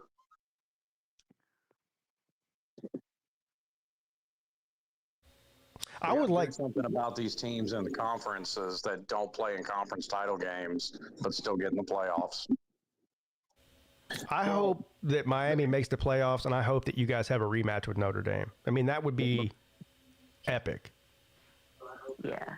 Yeah. I mean, that would put this conversation to a rest. Yeah. I would like to see BYU is 10th. If BYU is 10th after the last game of the regular season and in the playoffs, but then they go to the Big 12 championship game and lose, should they still be in the playoffs? I mean, last year, the loser of every conference title game, Power 4 conference title game, got in. Yeah. No, they Well, no, except for the Big 12, yeah. Yeah. Yeah, but they weren't in the top 12 before. But I'm asking about BYU this year. So say that again. BYU's in the top 10 right now. Yeah. If they went out, they'll be 11-1. They'll be in the top 10. They'll play Texas Tech in the Big 12 title game. What if they lose? Yes, I think they'll get in. Yeah. And Notre Dame and Miami would be out then. Right. Yeah. Probably. Yeah. Yeah, probably. But I mean, okay, it's hard to argue Miami interesting. against BYU when your second loss came in the conference title game and Miami's 2 losses. That's an interesting scenario because I see very few scenarios. What if Notre Dame had to play fill in the blank team in a conference championship game? They don't. Yeah. So they can't afford to get a quality loss if they don't play a game. Well, what I mean is that's why if BYU is 10th and they lose to Texas Tech, it would be unfair to drop BYU out of the top 12 because there's other 2-loss teams in the regular season, whereas BYU's only a 1-loss team in the regular season. There's 2-loss teams that aren't playing, so it's not even just Notre Dame. Yeah. It wouldn't be It wouldn't be fair to bump BYU from Notre Dame. It wouldn't be fair to bump BYU for Miami. It wouldn't be fair to bump BYU. Well, so here's the thing, Lou. I agree with you, but and I agree with that. But fair is not what they don't seem to take fair into consideration. Well, they did last year when they kept SMU in. Yeah. They seemed that they considered that. This is a different committee than last year. Well, yeah, yes, yeah, it is different people. Yeah. But if that happens, there'll never be another conference championship game. That'll be the end of it. Yeah, and I think they probably see that and are probably going to have to take that into consideration. As much as I want Miami in, I would agree with you. Like, so if that ends up happening, what? You got some people that are talking about changing conference championship Saturday to third place Saturday. You know, where they want like the third team to play the fourth team. The fourth team, see who gets third place. That would be a travesty. I would not want to see that. But here's what the committee, if that does happen, like that scenario you just laid out, and that effectively kills conference championship games, what they would say is, well, see, this is why we need to go to 16. Yeah. Yeah, they'll then use that again. They'll use it. Exactly. Yeah. Well, they're already going, isn't it next year they're going to 14? No, they have till December. Right now, next year is the same as this year. And if they don't change it by December 1st, then they can't change it. Oh, okay. Okay. I got every time they meet, it's up to the Big Ten and the SEC, but the Big Ten and the SEC can't agree. So it's probably going to stay at 12 for another year, unless they come to an agreement in the next week and a half. Yeah, I was about to say, they better hurry it up because they got about a week. Yeah, the Big Ten wants 24 teams. Yeah, 24 teams. The SEC wants 16. Yeah, well, fuck it. Make it. Let's compromise here and do it like March Madness and just do a 64 team bracket. I personally, I like it right where it is right now. Yeah. I mean, honestly, and I mean, we've never had it and won't at this point, so it's easy to say. I still personally think 6 was the right way to go. 6 or 8. 8. I think more than 8, but we're not going backwards. So, but I think 12 is like the max. But it doesn't matter what I think. They're going to go. It'll be 16 before it's all said and done with, at least. What is it? 14 next year? You said, or 2 years? 12. There's no change next year. Okay. Well, unless they come up with one in the next 10 days, because they have to finalize next year's playoff by December 1st. They can't agree on a format, then it automatically stays the same. All right. Who knows? They might. It's not likely. Not likely. The Big Ten wants 24 teams where every conference gets 4 teams in. Group of 5 gets 2 teams in. And then there's whatever left that is, 6 or 8 at large, whatever the math is to 24. Fuck, that's crazy. Yeah, that's more than a little nuts. So like the ACC would have Georgia Tech, Pitt, Virginia, and Miami all in the playoffs. That's too much.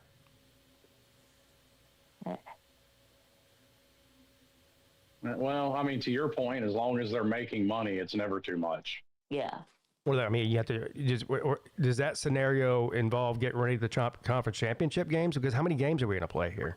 I mean, they're going to be bumping it into March Madness before too long. Yeah, I mean, what are we going to play fucking 19 games now? I mean, what?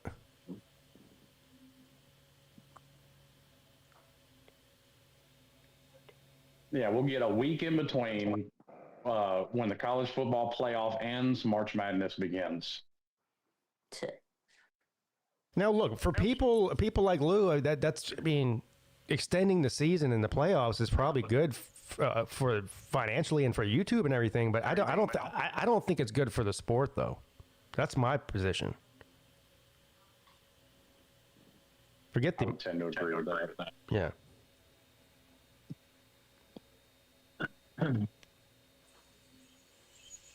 We might die. Yeah. Adding a whole another 3 weekends of streaming. You mean Might keel over right on stream. Well, I'd start rescheduling the Vegas trip every year because of it. Oh, that's another thing. That's out of the question. That's a problem. Yeah, that's a problem. Yeah. Start cutting into our Vegas trip. Yeah, that's all I guess for college football to start interfering with my gambling calendar. That's a problem. Well, I mean, it's kind of a double-edged sword because to his point, it would be good for you financially. So it may create more opportunities to indulge your gambling problem. Yeah. What I would rather they did is keep the total number of games about the same, but start college football a month earlier and end it on New Year's Eve instead of ending it at the end of January. Now that's actually a great idea. That's actually a great idea. That solves a lot of portal problems too. Yeah. I agree with Dabo what he says about the. He said, I don't know if you guys heard what he said about the portal. The portal window. He believes that there should only be one portal window and it should be in February. Yeah, I mean that's a great idea. Try to transfer classes halfway through a semester and realize you can't do that. Yeah, why in February? Well, they can change the rules for that. They can make exceptions. The academic calendar? Yeah. Yeah, I don't think they're going to change the academic calendar to suit college football. Yeah, the portal needs to be in time for the spring semester to start. Yeah. Because here's the problem you run into then, and some people will believe this, some people won't. But like we focus on college football, but as far as the universities go, like college football is the moneymaker for their academic department, but not the university as a whole. Can you imagine if the NFL had free agency period during the NFL playoffs? Yes, that'll be wild. Yeah. I think the only portal period should be after spring practice. Yeah, I could get down. Maybe with that. you know what that might have been what he said. I forget what the date was. It was late. It was much later though. And that was the reason why. He's like, first of all, it's ridiculous to have it when people are still playing football. Second of all, he says he thinks that it will eliminate a lot of people from transferring from any school if they have more time to sit and think about it. That's why I want it to be at the end of spring practice, because it's hard to leave a school in May and learn another offense and everything by the end of August. Yeah, I think that might have been what he said. He might have said April or May. Now that I think about it. Anyway, but first of all, forget what it is. I agree with just the one window thing too. Yeah, well, they did make that change. There is only one window now, but it's the first 2 weeks of January while there's still 8 teams playing football. Yeah, you have to worry about not only preparing for a playoff game, but also getting your transfers in for next year, which is fucking great. And you remember last year, so Missouri's quarterback this year, Bo Pribula, he was Penn State's backup quarterback last year. He transferred in the middle of December. Yeah. Penn State went into the playoffs with no backup quarterback. Well, they had a backup. It just wasn't Pribula, but yeah. It would have been the third. There's a reason that he's number 2 and not number 3. Right. The other guy was a true freshman, never played before.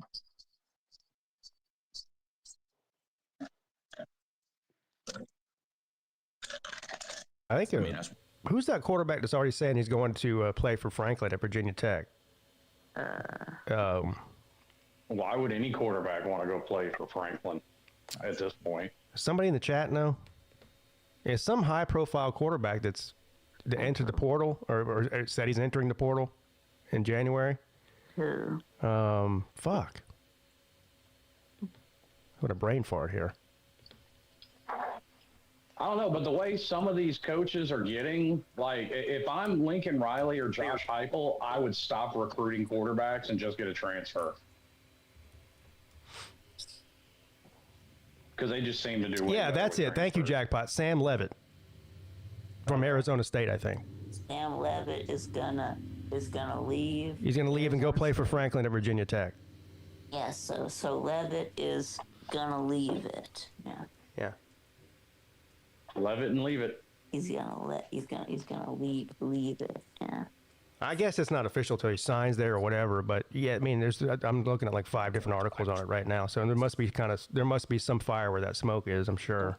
Yeah, I don't know why you want to leave Arizona State to go to Virginia Tech, but why not? I mean, James Franklin's the most proven coach they've had since Beamer. Yep. Which is kind of saying something, because I mean, how proven Franklin is up for debate. I mean, who's won more games, Arizona State's coach or James Franklin?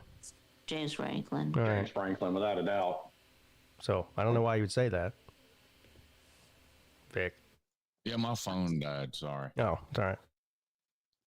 So, there you go. I'm saying that already seems like he's got a good thing going at Arizona State, but. Also, did you see that James Franklin is most likely going to hire Brent Pry to be one of his coordinators? No. Yeah. Wow. Yeah. That would be insane. Yeah. Now Brent Pry came from Penn State. He worked under James Franklin before he got the Virginia Tech job. So they've worked together before. It's not anything new. It's just kind of weird when your coach gets fired and then all of a sudden the new coach hires him as a coordinator. Has that ever happened before? Surprised he would even take the job. He's basically taking a demotion at his same school. It's weird. Yeah, right. Well, it keeps him from having to move, I guess. They've got some sort of family connection. I don't know. Did you see James Franklin introductory press conference at Virginia Tech? He started talking about Brent Pry and started crying. What? Yeah, I think James Franklin played for Brent Pry's dad or something when he was a player, and then terrible idea already. Yeah, the more you're telling me about it, the worse this idea. Yeah, so they've got some sort of family history that's over the past 30 years or whatever. I don't know, but I mean, listen, family history is great during a medical exam, but not so much in coaching. Yeah, it does sound like a little bit of nepotism is already creeping in, and they haven't even he's not even the coach yet, really. I mean, he's not coaching football there yet. Yeah. Bob Stoops and Mike Stoops had a family connection, and it ruined Oklahoma's defense for 15 years. Yeah. What happened with Kirk Ferentz and his son at Iowa? That ruined that offense for 5 years. Yeah. And not a good idea. James Iowa.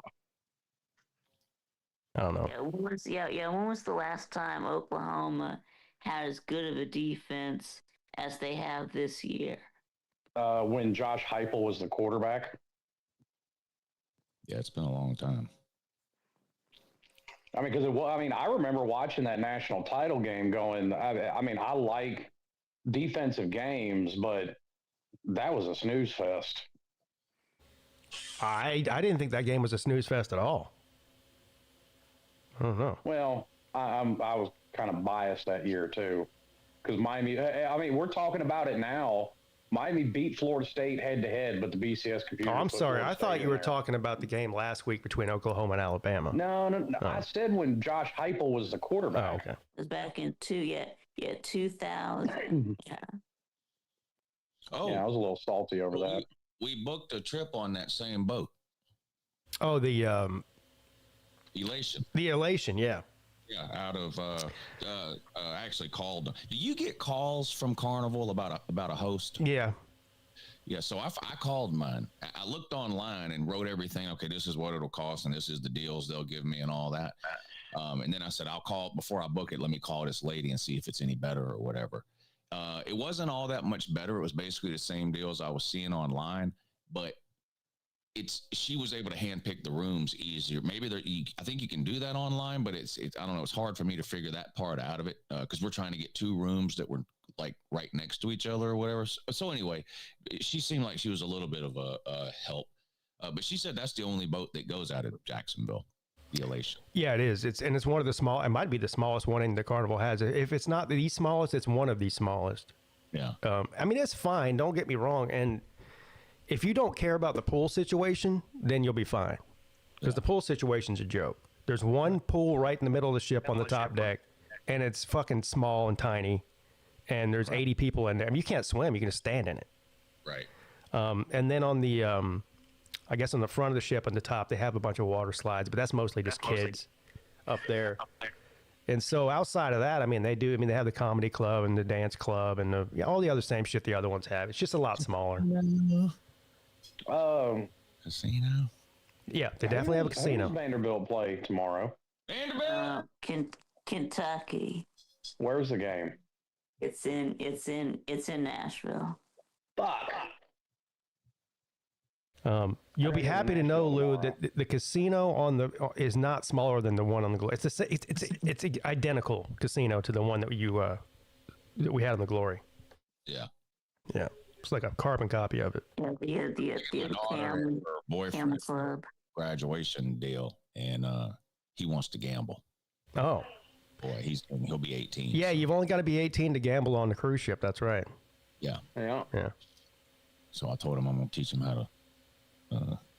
You're going to turn him into a huge degenerate within 3 days or however long you're going for this. Yeah, I'm going to teach him how to spin that fucking marble. Well, not how to spin it, but how to know how to watch somebody else spin it. Yeah. Roulette and blackjack is all out. You know. You ain't going to teach 3-card poker? No. There's levels. You have to. It's kind of like grade school. Like first grade and roulette and blackjack are like elementary school. They're not hard. They're pretty easy to learn. You have to. The more and more degenerate that you become is when you eventually find yourself at somewhere like 3-card poker. Well, 3-card poker is pretty elementary too. I mean, there's really only one. There's only 2 options to play for. It's actually, Yeah, but it's way more degenerate than. Yeah. No. Wait. The ultimate level of degeneracy is that guy that made millions and got banned from every casino on Baccarat. Well, slots are pretty degenerate, and also probably the most degenerate thing you can do is spin that goddamn carnival wheel. Oh yeah. Yeah. Oh yeah. The terrible odds, boring. Yeah. There's absolutely nothing good about that. Oh shit, Pete, have you seen the video? So not on the strip, it was at an off-strip casino, and I can't remember the name of it now, in Vegas. Guy walks in tactical gear, head to toe, walks up to the cage, pulls out, I don't know anything about guns. It looked like an AR-15. So it was that kind of gun. Like a rifle? Was he robbing the casino? It was a rifle. It was a rifle, and robbed the fucking. Really? Just walked right in. Did he get away with money? I don't know. Here's the thing. This happened like a month ago. Not on any news anywhere. Wow. You know that shit gets covered up out there. They don't. It was in. You said Reno. Like you don't hear about a whole lot of police shootings out in Vegas. Those motherfuckers are experts at double tapping people to the. Was it Reno or Vegas? Vegas. Wow. Yeah, but the news and the casino companies are in cahoots out there. Suicides happen all the time. People found dead in hotel rooms. None of it never gets covered. Yeah, unreported. But so I saw a TikTok video about it. Is how I found out about it, and I was like, wait a minute, let me try to look this up. So I spent some time looking it up, and I finally found a real news article, but it wasn't from any Vegas news place. It was some other news thing, and they had the surveillance. You can see the surveillance video where the guy walks in. He's got basically this long coat on. And he walks up to the cage, and there's no audio, but I guess he's basically telling the lady at the cage, kind of like you would at the bank, give me all your money type speech. Yeah. And she must have hit some kind of button or something, because a security guy walks up into the frame, and the guy that's robbing the casino turns around, looks at the security guy, pulls his jacket out, reaches in with his right hand and pulls out what looked like an AR-15, pointed it right at the guy. I ain't never seen nobody back up so goddamn fast. Yeah, no shit. Oh, that's crazy if he got away with it, though. Yeah, and I don't know if he got, he got out of the casino. Whether he's been caught later or after or since, I don't know. Yeah, those security guys that walk around like Cherokee and whatever, these they walk around in those black suits. I've been yelled at them for like vaping and shit in there before. I'm pretty sure those guys are armed. I mean, I think they have like a shoulder holster on, so it's underneath their coat. You can't. I mean, it's not like on their hip like a regular cop.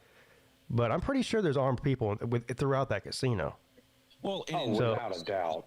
We see in Vegas all the time the Las Vegas SWAT team just walking around. Yeah, yes. All the time in Vegas, head to toe with the green tactical gear. A lot of times they'll have a dog with them. Right. That's a pretty bold move to walk into a casino with a gun and try to rob it. I mean, that is pretty bold. That reminds me of it wasn't a robbery. You remember that? I don't know, it was like 15 or 20 years ago. They had those two biker gangs in Vegas that got into a gunfight in the middle of the casino floor. Yeah, it was like the Hells Angels and the Mongols. Yeah, something like that. I've seen that video. That's wild. Yeah. Yeah. I mean, like 5 or 6 people died. A bunch of other people got shot. Yeah, that's crazy. Imagine being in there just like fucking at the blackjack table and just people just start shooting each other. It'd be fucking nuts. I don't know, but if I'm on that marble and they bump my table and fuck my shit up, I'm gonna have to get my ass in the middle of it. Yeah, you get shot too. I mean, at least in Cherokee, I mean, they search it when Lou, when you come in there with your man bag and whatnot, they look inside that bag, don't they? At Cherokee, they do. Yeah. Like they look in women's purses. Either.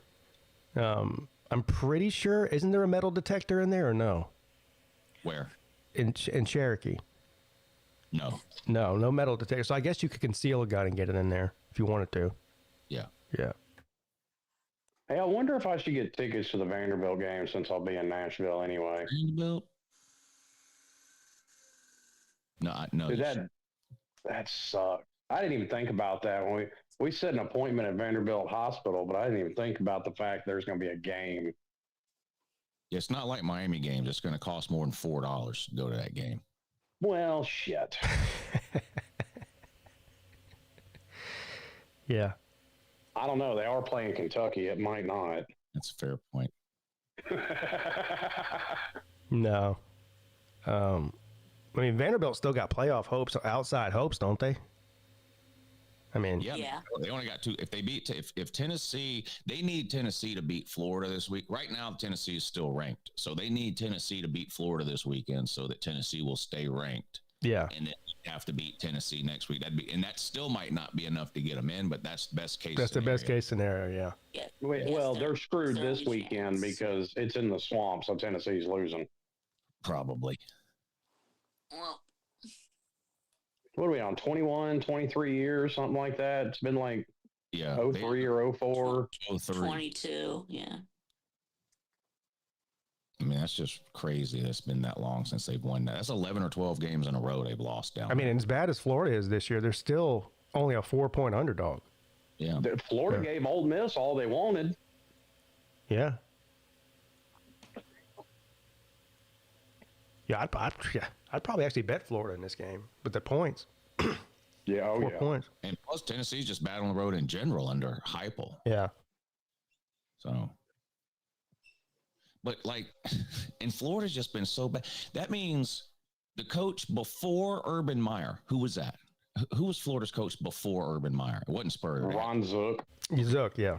Okay. So Ron Zook is undefeated against Tennessee in Gainesville. Of course, Urban Meyer is undefeated against Tennessee in Gainesville. Muschamp, undefeated against Tennessee in Gainesville. McElwain. Against Tennessee in Gainesville. Mullen, undefeated against Tennessee in Gainesville. Billy Napier, undefeated against Tennessee. I mean, this is a who's who of dog shit fucking coaches that have beat the fuck out of Tennessee and Gainesville every single time. Unbelievable. That is unbelievable. I mean, the only one out of those coaches you just named that wasn't dog shit was McElwain. They shouldn't have fired him in the first place. Well, I don't think they should have fired Ron Zook either. I mean, didn't McElwain win the East like 2 out of the 3 years he was there and they fired him anyway? Yes. Yeah. Yes. Yeah, I mean, I agree with that, but like you go back and I think Ron Zook's worst year was like 9-3. Well, I mean, if they hadn't fired Ron Zook, they wouldn't have got Urban Meyer, so. Because wasn't 06 Meyer's first year and they won the national title with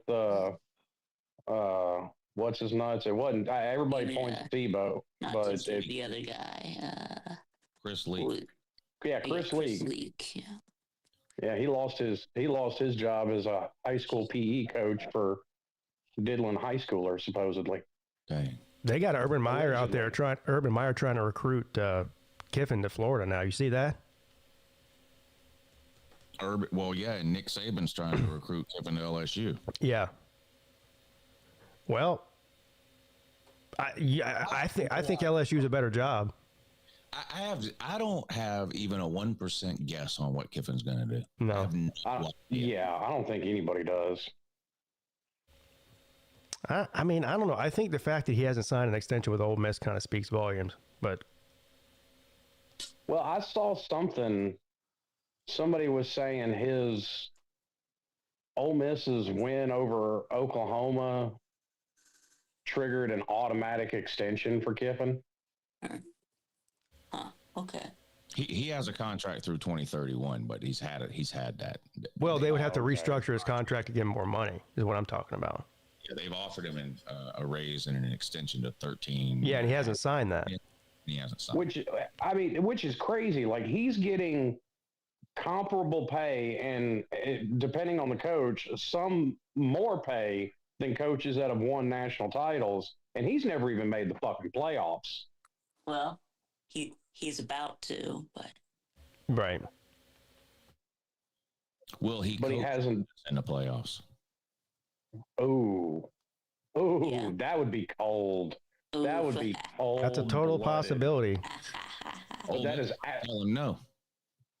Wouldn't be the first time he did it. Now, not as a head coach, it would, but I mean, he didn't coach for Alabama in the playoffs when he took the Ole Miss job. Well, Saban fired him. Yeah. Oh, no, it was when he took the FAU job. Yeah, I'm sorry. Yeah, that's right. The FAU job. Well, and I mean, it wasn't the playoffs, but he dipped out on Tennessee in the middle of the night too. Yeah. Yeah, let's not pretend like Lane Kiffin hasn't done this before. I mean, and by the way, I wouldn't blame him either. I mean, but it's just a fact. You got a better chance of winning at a place like LSU than you do at Ole Miss. I mean, sorry, it's just true. Oh. Yeah. And the fact that he's like, I don't make decisions based on money. Well, that might be true, but that's not telling us that you're not taking the job. That's just telling us that you're taking the job for different reasons other than money. Yeah, right. I think Ole Miss will give him whatever he's offered somewhere else. So I think he's right there. I believe in there when it's not about the money. Well, and here's the other thing. It's not when you talk about money, it's not just his salary. There's other financial considerations. Yeah, coaches' salaries, NIL, the whole deal. NIL, how much money I have to hire coordinators, all that kind of crap too. Right. So, I don't know who the hell is Auburn going to hire. Sumrall. From Tulane. Didn't he just interview at Florida or something? Or is that a rumor? It's hard to tell what's true and what's not anymore. Yeah, I'm with you. I don't know. Yeah. I think I probably saw the same thing you did about him being at Florida, though. Yeah, somebody posted on here yesterday that Dabo interviewed at Arkansas, and everybody believed it. Well, which he didn't.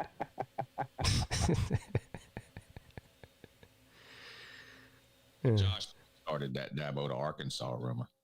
Josh Pate did? Yeah. Jesus Christ. That sounds like some Josh Pate type shit.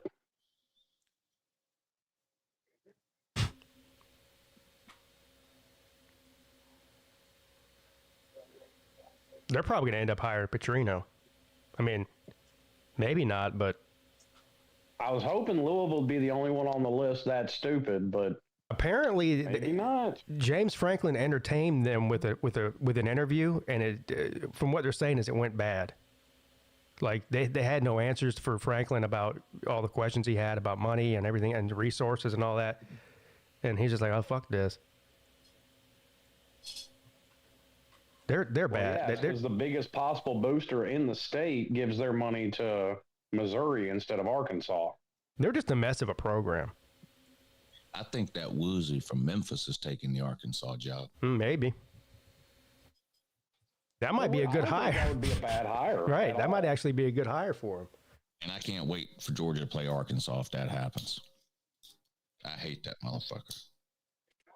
Why do you hate the Memphis guy? He ran his fucking mouth about Georgia in a press conference 3 weeks ago. Oh, that's right. Yeah, I remember that now. Yeah. At all. None. Like, for no reason. What did he say? He was asked about the difference between the level of player in the G5 versus Power 4 or whatever the difference is in the programs. And he was like, well, I guess the difference is our players aren't riding around speeding all over the place and getting. Oh, my God. So it's not even. The fuck? So it's not even a football reason. He's just talking shit. Yeah, in which I'll admit it's sad that without naming Georgia, I and everyone else knew he was talking about. Yeah, right. It's sad, but still, like, keep Georgia name out your mouth. Yeah. There, shut up, man. Hey, by the way, I like that. I think that's good. How did the same thing happen to a Georgia Tech player a couple of weeks ago, and somehow that flew right under the radar? Yeah, no one cared. Nobody cared. I think Reg Talk even made a video about it. But, yeah, nobody cared. Yeah, Reg Talk cared. Well, of course he cared. He thinks they're losing to Pitt. I know. Well, he might be right. Well, I do too. Dang, I'm taking the nerds at home. I mean, let's be real. They needed the refs' help and a miracle to beat Wake Forest, which they did. Fine, whatever. They almost lost. Boston College is the worst team in the Power 4. Well, either them or Oklahoma State. Yeah. I think Oklahoma State would beat Boston College. Boston College is. I mean, they are just fucking a total disaster. They gave up 82 points to NC State and Boston. There you go. So he's right to think that they might lose to Pitt. I mean, I think he's right. And that's what I can't stand about fucking Miami fans. Like, there's still talk out there about Mario needing to go. Well, that's insane. That is absolutely batshit crazy. Yeah. That's insane. Yeah. Well, look, at least half of the Miami fan base is insane. So that's really no surprise there. And Lou made a comment earlier that there's 9 Miami fans on the internet. No, listen, there's way more than 9. There's only 9 sane ones with any fucking sense. Yeah. And I'm not even sure if I'm in that category because I ain't got a whole lot of sense. No, I think you're in that category. Yeah, Well, I appreciate that, but- I think you and Coop and T2Y are in that category. I don't know if I put T2Y in that category. Well, no, T2Y is smart. Yeah. Like, he will pose things in the form of a question, knowing how Miami fans are. But he's actually pretty good at keeping his own opinion about it hidden. Yeah, but do you know who's not in that group? Alonzo. Yeah, Alonzo. Makama. Well, Makama is just like flat out retarded. I mean, that's not Yeah. being irrational. I mean, just retarded. He's the Miami equivalent that LSU is, or James is to LSU. He's the Miami equivalent. Yeah. He's like that. What was that Alabama fan that used to have 1 million accounts and he showed up at? You mean a Crimson Brave? Crimson Brave. Yeah. Whatever happened to him? I don't know. Yeah, Crimson Brave. Yeah, he actually came to the Olympics. No, he came to the softball game at Raj's house the last time we did it, I think. Yeah. Well, he came to the Panama City Slav Olympics, Yeah, too. he was. Oh, he did? Was at, he was at Isle of Palms and Panama City. Yeah, he's probably the only person that came to both the softball game and the Slav Olympics that I didn't even talk to at all because I had no interest in talking to the little shithead. So just ignored him like he wasn't there. We were outside at that bar next to the hotel in Isle of Palms, and he walked in there, and Slim, wasn't it you had to hold Raj down? Oh, yeah. I had to fucking go after Raj and get him. Oh, that's right. I forgot about that. Yeah, because surprise, surprise, Colby was being disingenuous and got him to show up. Yeah, Colby was trying to get the fight. Colby's an asshole sometimes. Colby's texting with Crimson Brave, telling him, "Hey, everyone here wants to see you," which nobody there wanted to see him. No. And he invites him basically. Raj is ready to kill this motherfucker. I mean, I was basically having to wrangle Raj that whole night. Yeah, right. Like, Raj was when he kept peeing off the deck in front of that other table. he kept trying to. Yeah. Dude, I had to go to the bartender and like, motherfucker, cut him off. That was a crazy night. He fell down the stairs leaving that place and couldn't do the Slob Olympics the next day because he couldn't hardly walk or stand up. No, I think he didn't he hit his face on the concrete or something and chip his tooth or something? Yeah, he fell down those stairs. Yeah, he fell down those concrete stairs. Or I think he fell going up the stairs, not down them. Yeah. That was a crazy night. That was the same night that guy from the army or whatever was fucking jacking off in the pool. Remember that? Yep. No, that was the next night. Oh, God. That was a crazy weekend, man. That was Rogers' last hurrah. Yeah. Yeah, that was. I felt bad because I sent him back to the room with Colby because Colby's like, I can walk him back, and I'm like, are you sure? That was a crazy weekend in Isle of Palms, man. The next morning, I only barely slept for maybe like 2 or 3 hours. I still was drunk when I woke up, but I walk out of my hotel room, and Traveling Fools is standing there. Helfer Billy Paul is standing there with Friction Vixen. None of them had been to sleep yet. Colby too, I think. Yeah. It was like 6:30 or 7 in the morning, and they were just still up drinking beer. I was like the Slob Olympics is happening like 2 hours from now. And Fools is like, I'll be all right. Just gonna go in there and take a shower. Like what? Yeah, same with me. I got up at 6:30 in the morning, got dressed, went down to the lobby. The coffee was down in the lobby. Yeah. I go in the lobby. I fix a thing of coffee, and I was going to walk out front to the sidewalk there to smoke a cigarette and drink my coffee at 6:30 in the morning. I get the coffee. I go outside. I'm walking down the steps. Huffer Billy Paul and Friction Vixen are walking up the steps. I started to close on from the night before. Yeah. I was like, what in the world? I said, y'all know it's like 7 in the morning. Yeah, they didn't even think about going to bed. No. Yeah, I was not up that early. I remember me and Pete turned it in around 3, maybe 4. It was late, but at least we got a few hours. I mean, these people just. Well, I mean, that was maybe that would. When did I take that picture of Huffer Billy Paul passed out on the beach? Was that Panama City? I think that might have been Panama City. That might have been Panama City. I can't remember. It was either Isle of Palms or Panama City. I can't remember which one either. This shit starts to blur together after a while. Yeah, but yeah, Paul. I mean, he had enough. I mean, he'd been up for like 18 hours straight. No more than that. Like I mean, like 36 hours straight or something, drinking Miller Lite the whole time, and he just laid down right in the middle of the Slob Olympics on the beach and just fucking fully clothed. Yeah. Hey, I'm not gonna lie. I was half tempted to join him. Just fuck it, lay down on the beach. Passed out. He was done, son.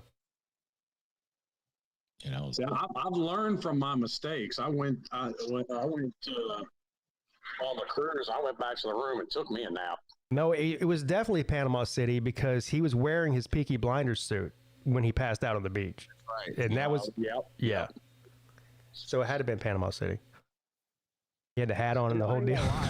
In that group chat, fuck Sir UGA put that picture of me from Panama City. I really am half the man I used to be. Jesus Christ. Yeah. You might not even be up. What would happen if you put that duck costume on now? I think it would fall off of you. Well, actually, no, it might actually fit. Like, there was a whole bodysuit that came with it, but I couldn't fit that motherfucker. Oh. I could probably actually fit into it now. Right. Might give me an idea for Nashville this year. I already know what I'm wearing in Nashville. It's easy for me. That cowboy hat you bought up there last night. So I'll wear that cowboy hat when we go out one night. But no, I'm talking about my Slob Olympics costume. Oh. Yeah, I haven't worn that hat even. I wore it for like an hour in Nashville after I bought it, and I haven't worn it since. But I'll bring it and wear it just for no reason at all when we're there. I don't know. Lou said something 3 months ago about me dressing up as a cowboy, so I guess that's what I'm going to do. I am going to get me another belt, though. You know, big buckle or something. Belt deal. I don't even know what they call those. Gotta do that. Cowboy Belt buckle. Big oval looking deals. Yeah. I'm going to get me another one of those. They got a bunch of boots and, you know, belt shops there. Cowboy hats, all that kind of shit.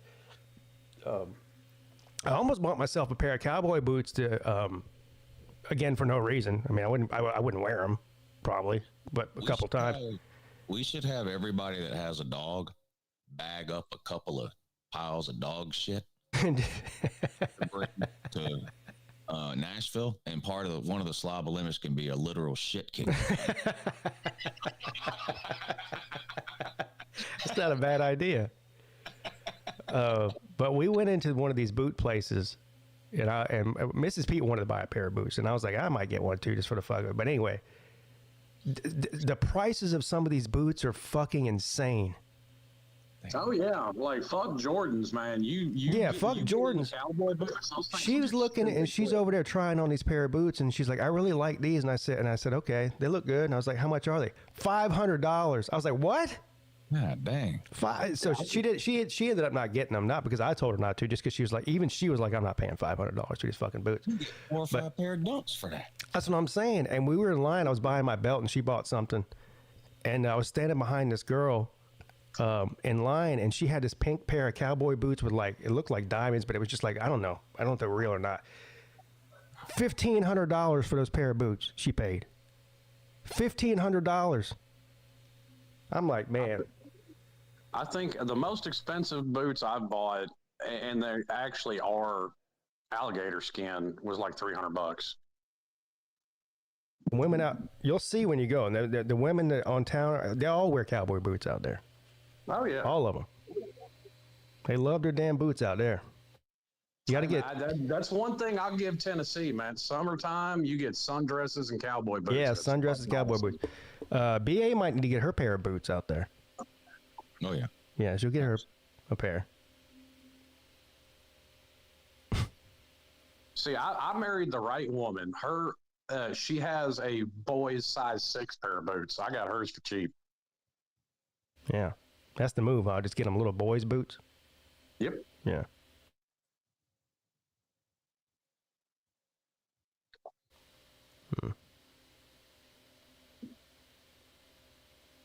How desperate is Auburn? Pretty desperate.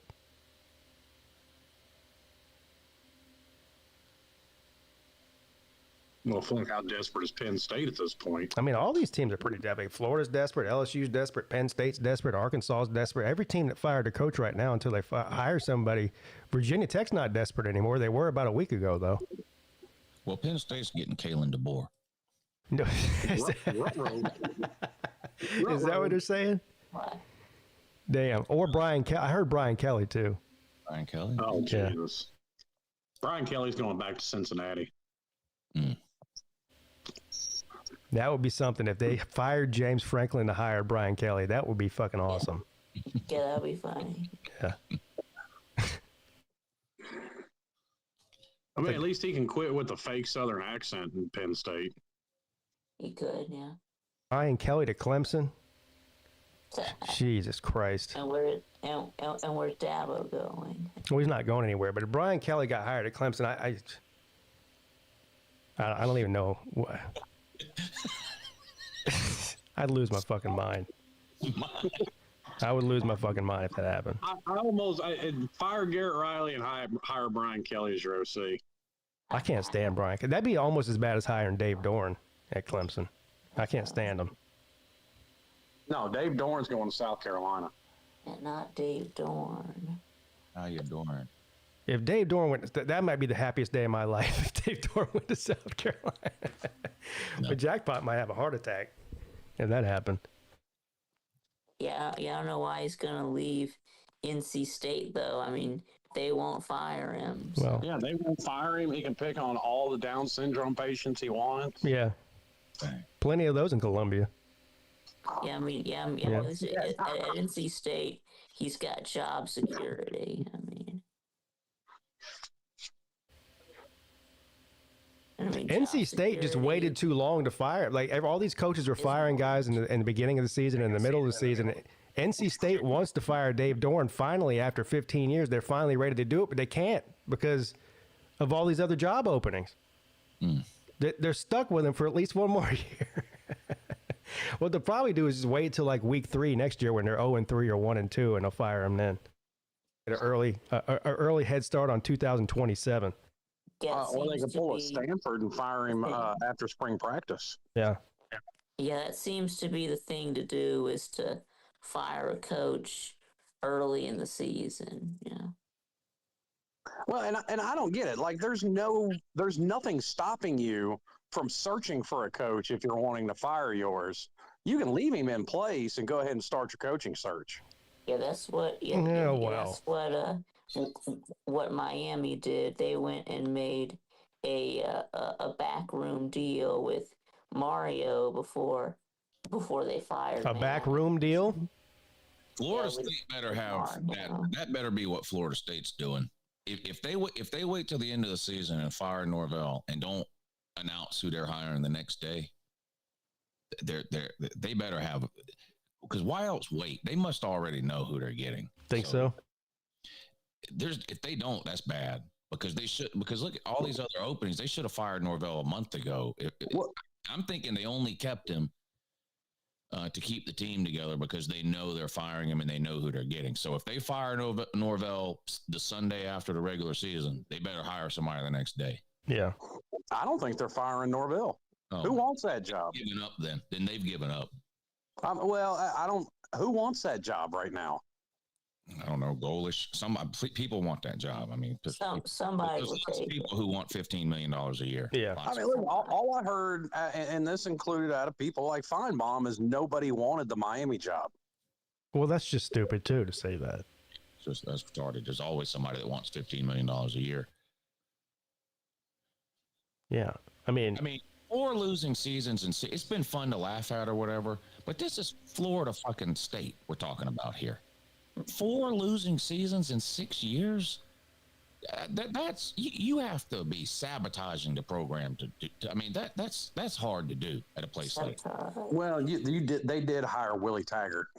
He didn't have 4 losing seasons in 6 years. Right. They didn't give him a chance. He had 1 losing season, and they fired him like 4 games into the next. Yeah, he had 2 losing seasons in 2 years. Yeah. I mean, Florida State is just if they don't get rid of Norvell, they've given up.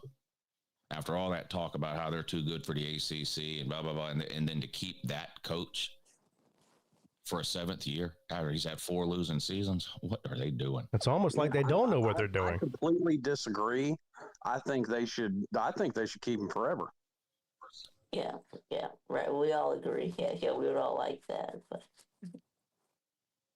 no, I'm joking. I really would. Like, I'm with Lou on that. Like, as fun as it is to make fun of Florida State, like I'm the same as him. I grew up on Miami, Florida State being the game year in and year out. Yeah, I don't know how you sit back and let that happen at a place like Florida State. No, they've lost to Clemson 9 out of the last 10 years. Yeah, I mean it's ridiculous. I mean, even in Clemson's worst year in 15 years, they still lost to Clemson.